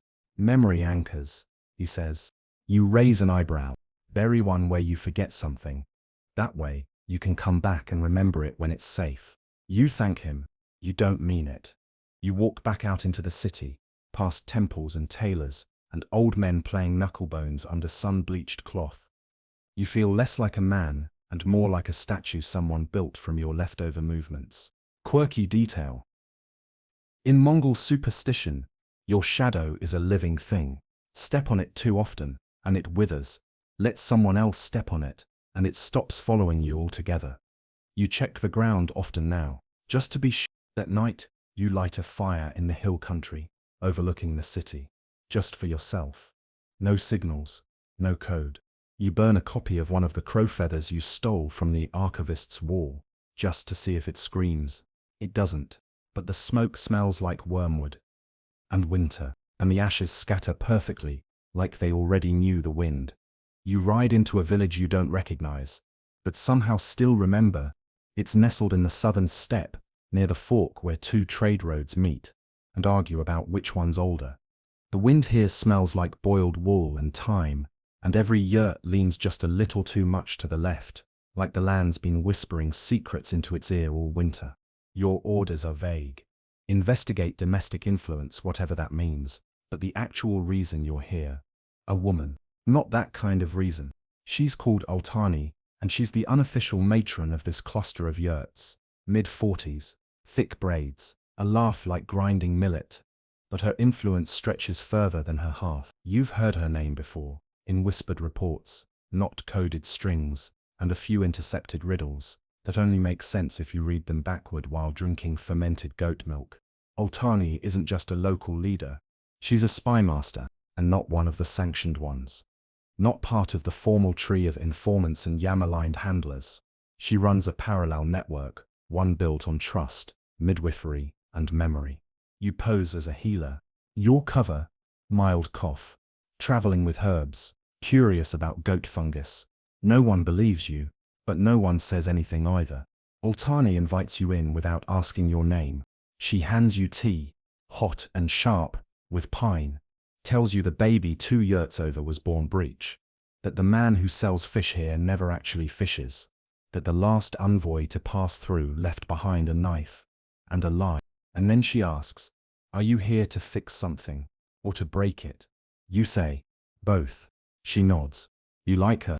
Over the next few days, you watch her work. She speaks little, listens always. She organizes not through orders but through rhythm. A glance from her sends someone to check on an old man's boots. A raised eyebrow means the traders from the north will leave an hour early. She doesn't need scrolls. She remembers everything. Mongol women weren't always footnotes. In some circles they ran entire networks from behind yurt flaps and cradles. Historians still argue whether their power was formal or incidental. Altani would say it doesn't matter. You don't need a title, she tells you. Just people who don't lie to your face. You stay quiet, because lying is your entire face. But she sees it. Of course she does. And that's when she shows you her books. Not scrolls. Not ink. Robes. She runs her network through clothing. Seams stitched with different thread colors. Tassels that shift from left to right. Hidden folds in the waistbands. Every family here wears a piece of her archive. A living ledger. A walking code. Children carry messages stitched into their mittens. Men swap sashes when plans change. Women undo 3 stitches when someone's been compromised. You're stunned. She says writing burns. But clothes always come home. That night, you see something else. Altani receives a visitor, young, quiet, wearing a sash with the wrong weave. And Altani hugs her, but her left hand brushes the girl's back 3 times. Signal received. The girl's lying, but Altani lets her speak anyway. Lets her sleep in the corner. Lets her eat her fill. And in the morning, she's gone. So is a strip of cloth from Altani's personal robe. You ask what was taken. She shrugs. Something I meant her to find. That's when you understand. Altani doesn't stop spies. She feeds them. Quirky detail? Some Mongol matriarchs were rumored to keep dream ledgers. Not on paper, but memorized stories told only while half asleep. Passed from mother to daughter, laced with code. Altani mutters in her sleep, but never the same thing twice. You try to listen, you fail. You leave after 5 days, wrapped in a new robe, gifted, but not just cloth. It's stitched with a story, one you're supposed to carry, not read. You'll deliver it to a tailor 2 provinces west. No message spoken, no seal swapped, just a robe folded the right way, passed hand to hand. This is what the empire will never understand. Its strongest network isn't made of men with knives or agents with poisons. It's built on thread and women who remember. The robe rides with you across the plains like a second skin, folded carefully, stashed in your saddlebag. Its weight is strange, not heavy, not light, but deliberate. You don't unfold it. You don't even look at the stitches too long. You've handled volatile scrolls, poisoned wax seals, even mouth-delivered orders hidden in song. But this robe, it feels more sacred than all of them. You're headed to a city garrison just east of Lake Balkash. A stop on the Yam, sure, but also a checkpoint where officials like to flex. Not soldiers exactly. Functionaries with bright cloaks and practiced boredom, the kind of people who count grain with one hand and plan executions with the other. You're not delivering the robe to them. You're meeting someone named Terrell. That's all your instructions say. No rank, no job title, just the name. And the phrase, wait to see if they kneel before tea. Normal stuff. You arrive at the garrison disguised as a trader's assistant. Cloth bundles, bone needles, dyes that stain your nails red and your stories even redder. You speak little, smile less, and wait. It takes a day before Terrell appears. A plain man, soft beard, wears no badge, no weapon. He approaches your stall, fingers the fake silk, and says, "You fold your thread wrong for a left-handed customer." You offer tea. He kneels. Bingo. You pass him the robe. No ceremony. Just a sail. He inspects the hem, nods once, and walks away. Done? Not quite. Because that night, the wrong person visits your tent. She arrives with fire in her hands and sweetness in her voice. Says she's a storyteller. Says she heard you had good tea. She's maybe 17. Her smile doesn't reach her eyes. You pour her tea. She doesn't kneel. She drinks, with her left hand. Then says, the crow's beak is open again. You free. You never mentioned the crow. She grins. Says we follow your pattern, but not your rules. Then leaves. No threats, no commands. Just a message and a warning. There's a split now. The crow, your invention, your bait, your disguise has mutated. Some still follow the old rules, whisper, witness, vanish. But others, they're building something else. A belief. Something like religion, except it doesn't ask for gods. Just permission. You stay in the garrison another day, just long enough to see what Terrell does with the robe. He takes it to a temple, not to burn it, to dress a statue, a bronze figure of a mother holding a falcon. The robe fits perfectly. People walk past and bow to it. You hear them murmur, peace through silence, mercy with blades sheathed. They think it's a teaching. They think it's ancient. You made it up 6 months ago. Historians might one day write about the Pax Mongolica, the great peace that followed the bloodshed, the prosperity along the Silk Roads, and they'll debate whether it came from fear or from administration. What they won't see, the quiet machinery of messages dressed as myths, moving like smoke through tailor shops and temple shrines. The empire rests on a sword, but it breathes through fabric. Quirky cultural note. In some border provinces, people don't name their children until they've survived their 3rd winter. Until then, they call them by placeholder names: smoke, thread, echo. You wonder if you've become one of those, a placeholder for something bigger, something you never meant to start. Before you leave, you mark your presence. Not in ink, in arrangement. You stack the last of your fake silks in a pattern that reads, if viewed from above, observe west of lake. He listens now. It's not a command. It's a complication. And you know someone will see it. Because even if the crow wasn't supposed to fly again, it's flying now, just not where you can follow. The first thing you notice is the air. It's too still. Not calm, not quiet. Still, like someone paused the world and forgot to press play again. You're standing at the edge of a highland camp far north of the Yam Road, summoned to deliver nothing. No scroll, no robe, no whisper in a riddle. Just your presence. Your orders for once are spoken out loud. Go to the camp. Say nothing. Stay 3 nights. Watch. That's it. Which means something very bad is happening. You ride into the gathering just before sunset. Tents arranged in a tight crescent, backs to the wind, mouths to the fire. These aren't peasants or border folk.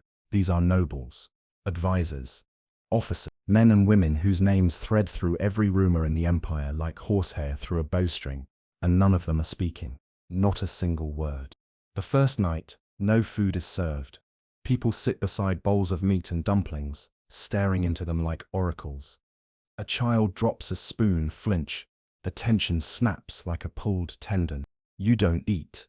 You don't blink. You just breathe shallow and sit still like everyone else. The silence isn't punishment. It's protocol. This is the ancient rite of the sky vigil, a ritual observed only when someone has lied to the Khan, not necessarily betrayed, not necessarily rebelled, but lied. And the empire takes lying very seriously. Mainstream fact. Genghis Khan's original code, Yasa, declared that to lie before the Khan was worse than treason. A thief could lose a hand. A traitor, a head. But a liar unbalanced the sky itself. And now, someone in this camp has unbalanced the sky. No one knows who. Or maybe everyone does, and they're all pretending they don't, waiting for the sky to name them. You're here to watch the naming. You're not sure if that comforts you. On the second day, people begin to arrange things. Blankets folded in precise angles. Shoes aligned perfectly. One woman brushes her horse's mane until it gleams like lacquered silk. These aren't chores. They're offers. In Sky Vigil, order is the only apology. If the gods above see enough symmetry, maybe they'll spare the guilty. Maybe the lie will wash away. But it doesn't. At dusk, a white stone is placed in the center of the camp. It wasn't there before. No one saw who put it there. You know what it means. The stone is judgment. You've read about this? In rare cases, when a lie reaches the upper court, when it touches the Khan's will, it must be burned out by witness. Someone here is going to be exposed. And your job, to see how. That night, a woman you don't recognize sits beside you. No greeting, no glance, just presence. She hums a song under her breath, an old lullaby from the western steppes. You humor, a harmony. Her next phrase changes. It becomes code. You follow. The message is slow, melodic, buried in nostalgia. The crow has been named. You stop breathing. You ask nothing. You hum nothing back. Just sit there as your ribs tighten around a truth you didn't want confirmed. Someone has outed your ghost, your former self, your shadow identity. Crow. They've made it real, and now it's being judged. On the third day, the fire pit is filled with pine. It burns high, fast, full of blue smoke. Everyone gathers. No words, just eyes. A man is brought forward. He's young, too young, barely 20. He kneels without resistance. They tie his hands with red thread, the color of confession. But no one speaks. Because Sky Vigil doesn't involve shouting, it involves stillness. The boy lifts his head, then whispers, "I was taught by the crow." Everyone hears it. No one moves. Your throat locked. You don't know him, but he knows you. And in this moment, with all eyes turned to ash and flame, he names you not with accusation, but with reverence. And then he kneels forward, touches his head to the stone, and waits. He's not killed. He's marked. An ash symbol is drawn on his back, 2 wings, stitched shut. He's not a spy anymore. He's a warning. You leave that night. No goodbyes. No explanations. But before you ride, a child passes you a stone, carved with a single character, mercy. Quirky cultural note? In Mongol belief, a stone with writing must never be thrown away. It becomes part of the land's story. You pocket it, not out of superstition, out of respect for the story you didn't mean to start. The rain starts the moment you cross into the lowlands. Not a storm, just a steady, needling drizzle, the kind that turns maps to soup and nerves to thread. Your boots squeak, your horse hates you, and you can't shake the thought of the boy kneeling in silence, ash wings drawn across his back. You didn't teach him, but someone did. Someone using your name. The crow has grown bigger than its feathers, and now you're chasing it. Your path takes you toward the trading hub of Ulaanbaatar, an intersection of yam riders, smugglers, holy men and wandering scholars. It's where lies go to rest, and where truth gets shaved into manageable chunks. You ride in without ceremony, posing this time as a ghostwriter for court officials, someone who drafts public orders for men who can't spell their own names. It's a plausible cover. It also makes you approachable, which is exactly what you need. Because you're not here to observe, you're here to interrogate. The tavern you settle into is noisy, smoky, full of card games and elbow philosophy. You order weak beer and bland fish. You don't need flavor, you need stories. And soon enough, they come. A yam rider, 3 bowls deep, starts rambling about a man who disappeared mid-delivery. Left the scroll, took the horse, rode west laughing. A silk trader says she met a mute boy who draws messages in the dirt. Crow wings and teeth.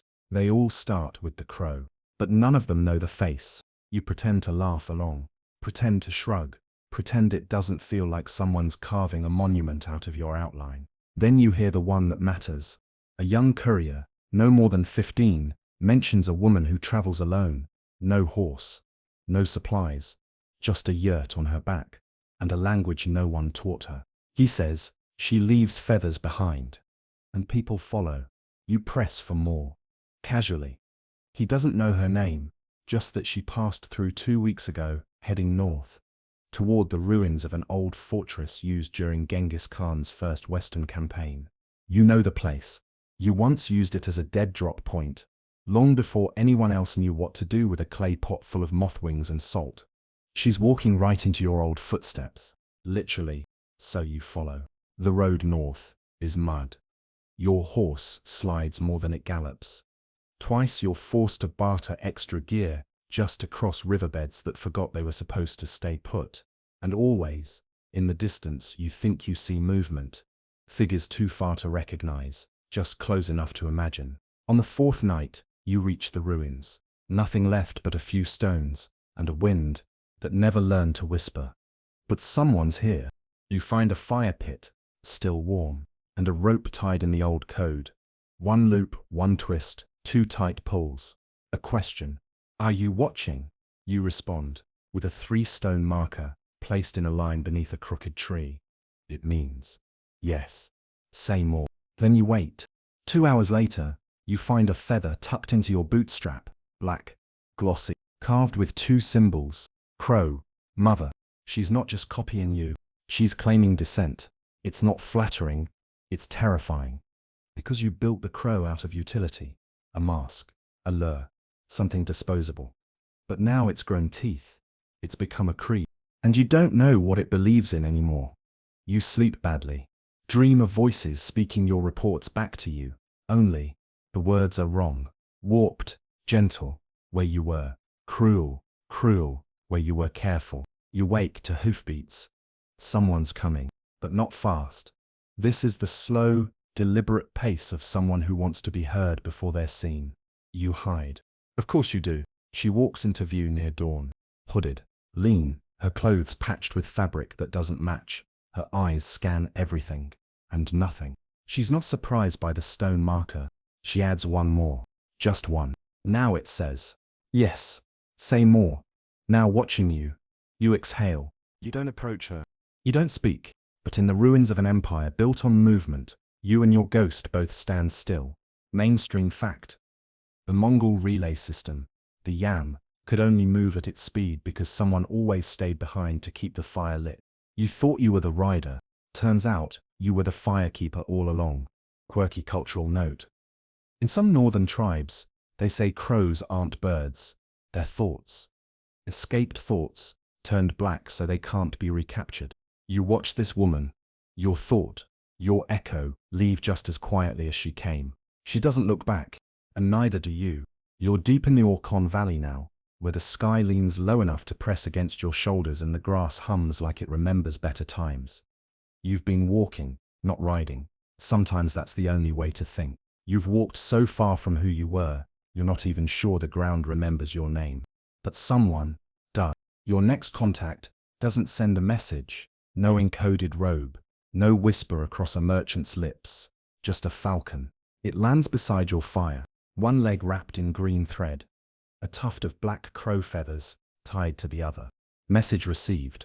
You know what this is. The next gathering, not a vigil, not an ambush, a convergence. You follow the falcon's path for 2 days, across terrain too cracked for wheels and too sacred for maps. At night, you sleep beside your boots. Not for comfort, just in case you have to run barefoot. You arrive at the meeting site under a waning moon. There's no banner, no guards, just people sitting in a circle on blankets of different clan weaves, each pattern telling you where they're from and how far they've come to be here. There are maybe 20 of them, men, women, a boy no older than 13, with soot on his face, and a knife he hasn't learned to hold correctly yet. You recognize none of them. They all recognize you. No one says crow, no one says your name, but they all scoot slightly to make room when you approach, like a ripple they were expecting. You sit. The wind does the talking. They've come not for orders, not for lessons, but for direction. You listen. They've been using your methods, some twisted, some refined, not codes, thread signals, silent songs. One woman even carries a deck of hand-carved dice, each face etched with a phrase from your old cipher poems. They don't want to spy anymore. They want to shape. They've stopped 3 executions, redirected 2 supply trains, disrupted an information chain that would have sent 3 families to the wrong side of a border patrol. They've done more with your mask than you ever did wearing it. You say little, but you ask one question: why not just join the formal network?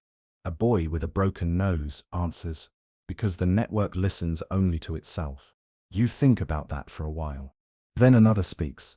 A woman who once delivered messages through ritual braiding, each twist a verb, each strand a condition. She says, the Khan's eye sees only what it fears. We carry what it forgets. They don't want to be spies. They want to be custodians of mercy, of justice, of what happens in the cracks between proclamations. Historians still argue whether any intelligence network within the Mongol Empire operated with true autonomy, whether anyone beneath the Khan's gaze could act on ethics, not orders. But you're looking at proof. They aren't rebels. They're a patch stitched where the empire is fraying. The meeting ends without consensus. Of course it does. Crows don't vote. They scatter and return and scatter again. You're handed one item before you go. Not a blade, not a scroll, a rock, polished smooth, dyed black with crow ash, inscribed with a single dot and line. The line is yours. The dot, the next step. They don't tell you what to do with it. They just say, bury it when you're sure. Sure of what? You don't ask. That night, you sit alone again. Fire low, wind louder than it should be. You don't know if you started a movement, or if the movement simply wore your bones like a coat until it could speak. Quirky fringe belief? Among the northernmost tribes, it's said that when a shadow passes you but casts no sound, it's not a ghost, it's your future, just visiting early. You look across the plain and see a shadow move. It doesn't make a sound. You bury the rock at dawn. It's not ceremony, it's not ritual, it's just a hole in the dirt and a long exhale. The ground swallows the black stone like it was always waiting for it. Dot and line, gone beneath the roots. You're not sure what it means, only that it means you're done being silent. You spend the next 2 days circling the mountain trails west of Otgontenja, slipping through fog and goat tracks, headed toward one of the last outposts still loyal to the old network.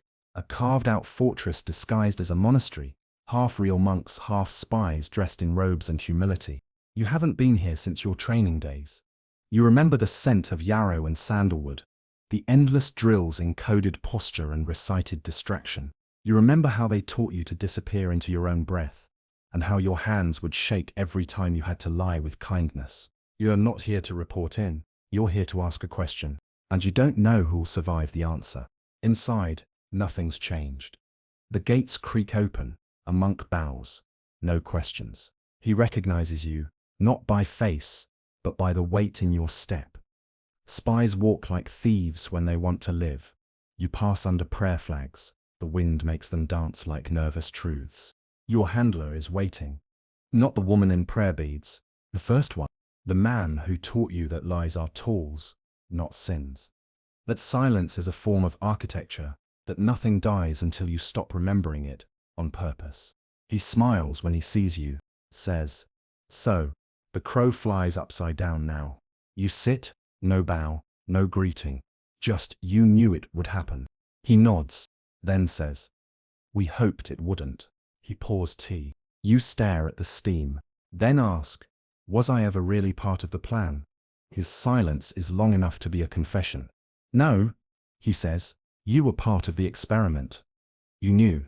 But hearing it out loud still peels something off your ribs. They were testing adaptive protocol, trying to see if a single agent, left in the dark, could still manipulate the weather, shape outcomes, invent his own shadow, and then survive it. You did. Too well. Did you name the others? You ask. No, he says. They named themselves.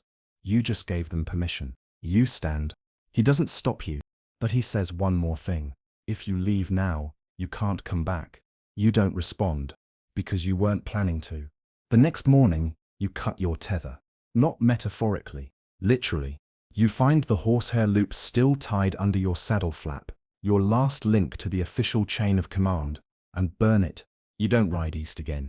You ride sideways, toward the borderlands, toward places where maps get hesitant and the sky is the only hierarchy. You start leaving notes behind, not coded scrolls, but stories, in the mouths of traders, in lullabies, in riddles about birds who forget how to lie. You're not spreading rebellion, you're spreading curiosity, and something begins to change. Merchants stop reporting minor thefts. Families smudge out names on forged tax scrolls instead of turning them in. Riders lie to checkpoint guards to buy another traveler 5 more minutes of daylight. Tiny choices, quiet disobedience. No banners, no slogans, just mercy. Scholars will one day argue whether this was coincidence, whether the Mongol intelligence network simply decayed under its own weight, whether the crow even existed at all. They'll be wrong. Because somewhere out there, a child whispers your lullaby to an empty road, and someone answers it. Quirky final note. Among old herders, there's a belief that if you dream of a bird with no eyes, it means something you started is still watching the world. Even if you're not, you dreamed of that bird last night. And when you woke up, you weren't afraid. The seasons begin to turn as if they've been waiting for your permission. The grass browns at the edges. The wind forgets how to be warm. In the far corners of the empire, patrols tighten, couriers ride with shorter leashes. Watchtowers burn their signal fires twice as fast.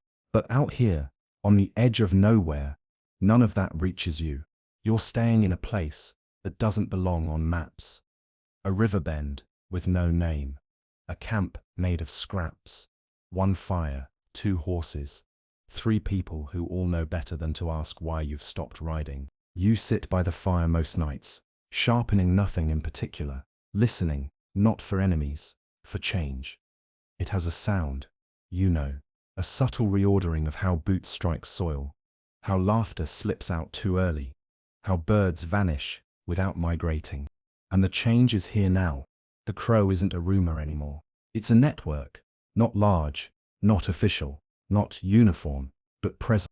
A caravan rider spreads false rosters so conscripts can go home. A tax collector waives a debt he's supposed to double. A kitchen girl poisons nothing on purpose and tells a starving family they've passed inspection. You didn't teach them that. You didn't order it, but they do it anyway, because you started something, and you're still watching. And maybe more than that, you're learning how to let go of it. One night, a stranger visits. You hear them long before they reach camp, soft humming, off-key, but familiar. You taught that tune to a child once, back when you still believed memory had to be buried to be safe. The visitor is wrapped in travel-stained robes, older than you, sharper too. Their voice is calm when they say, "It's time to sleep." You nod. You know what they mean.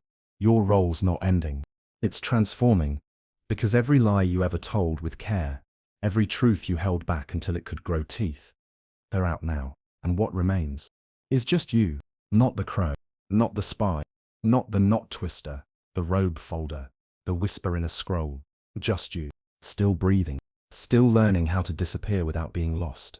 Mainstream fact: Mongol intelligence eventually decentralized to the point where it became folklore, agents known only as sky listeners or smoke guides.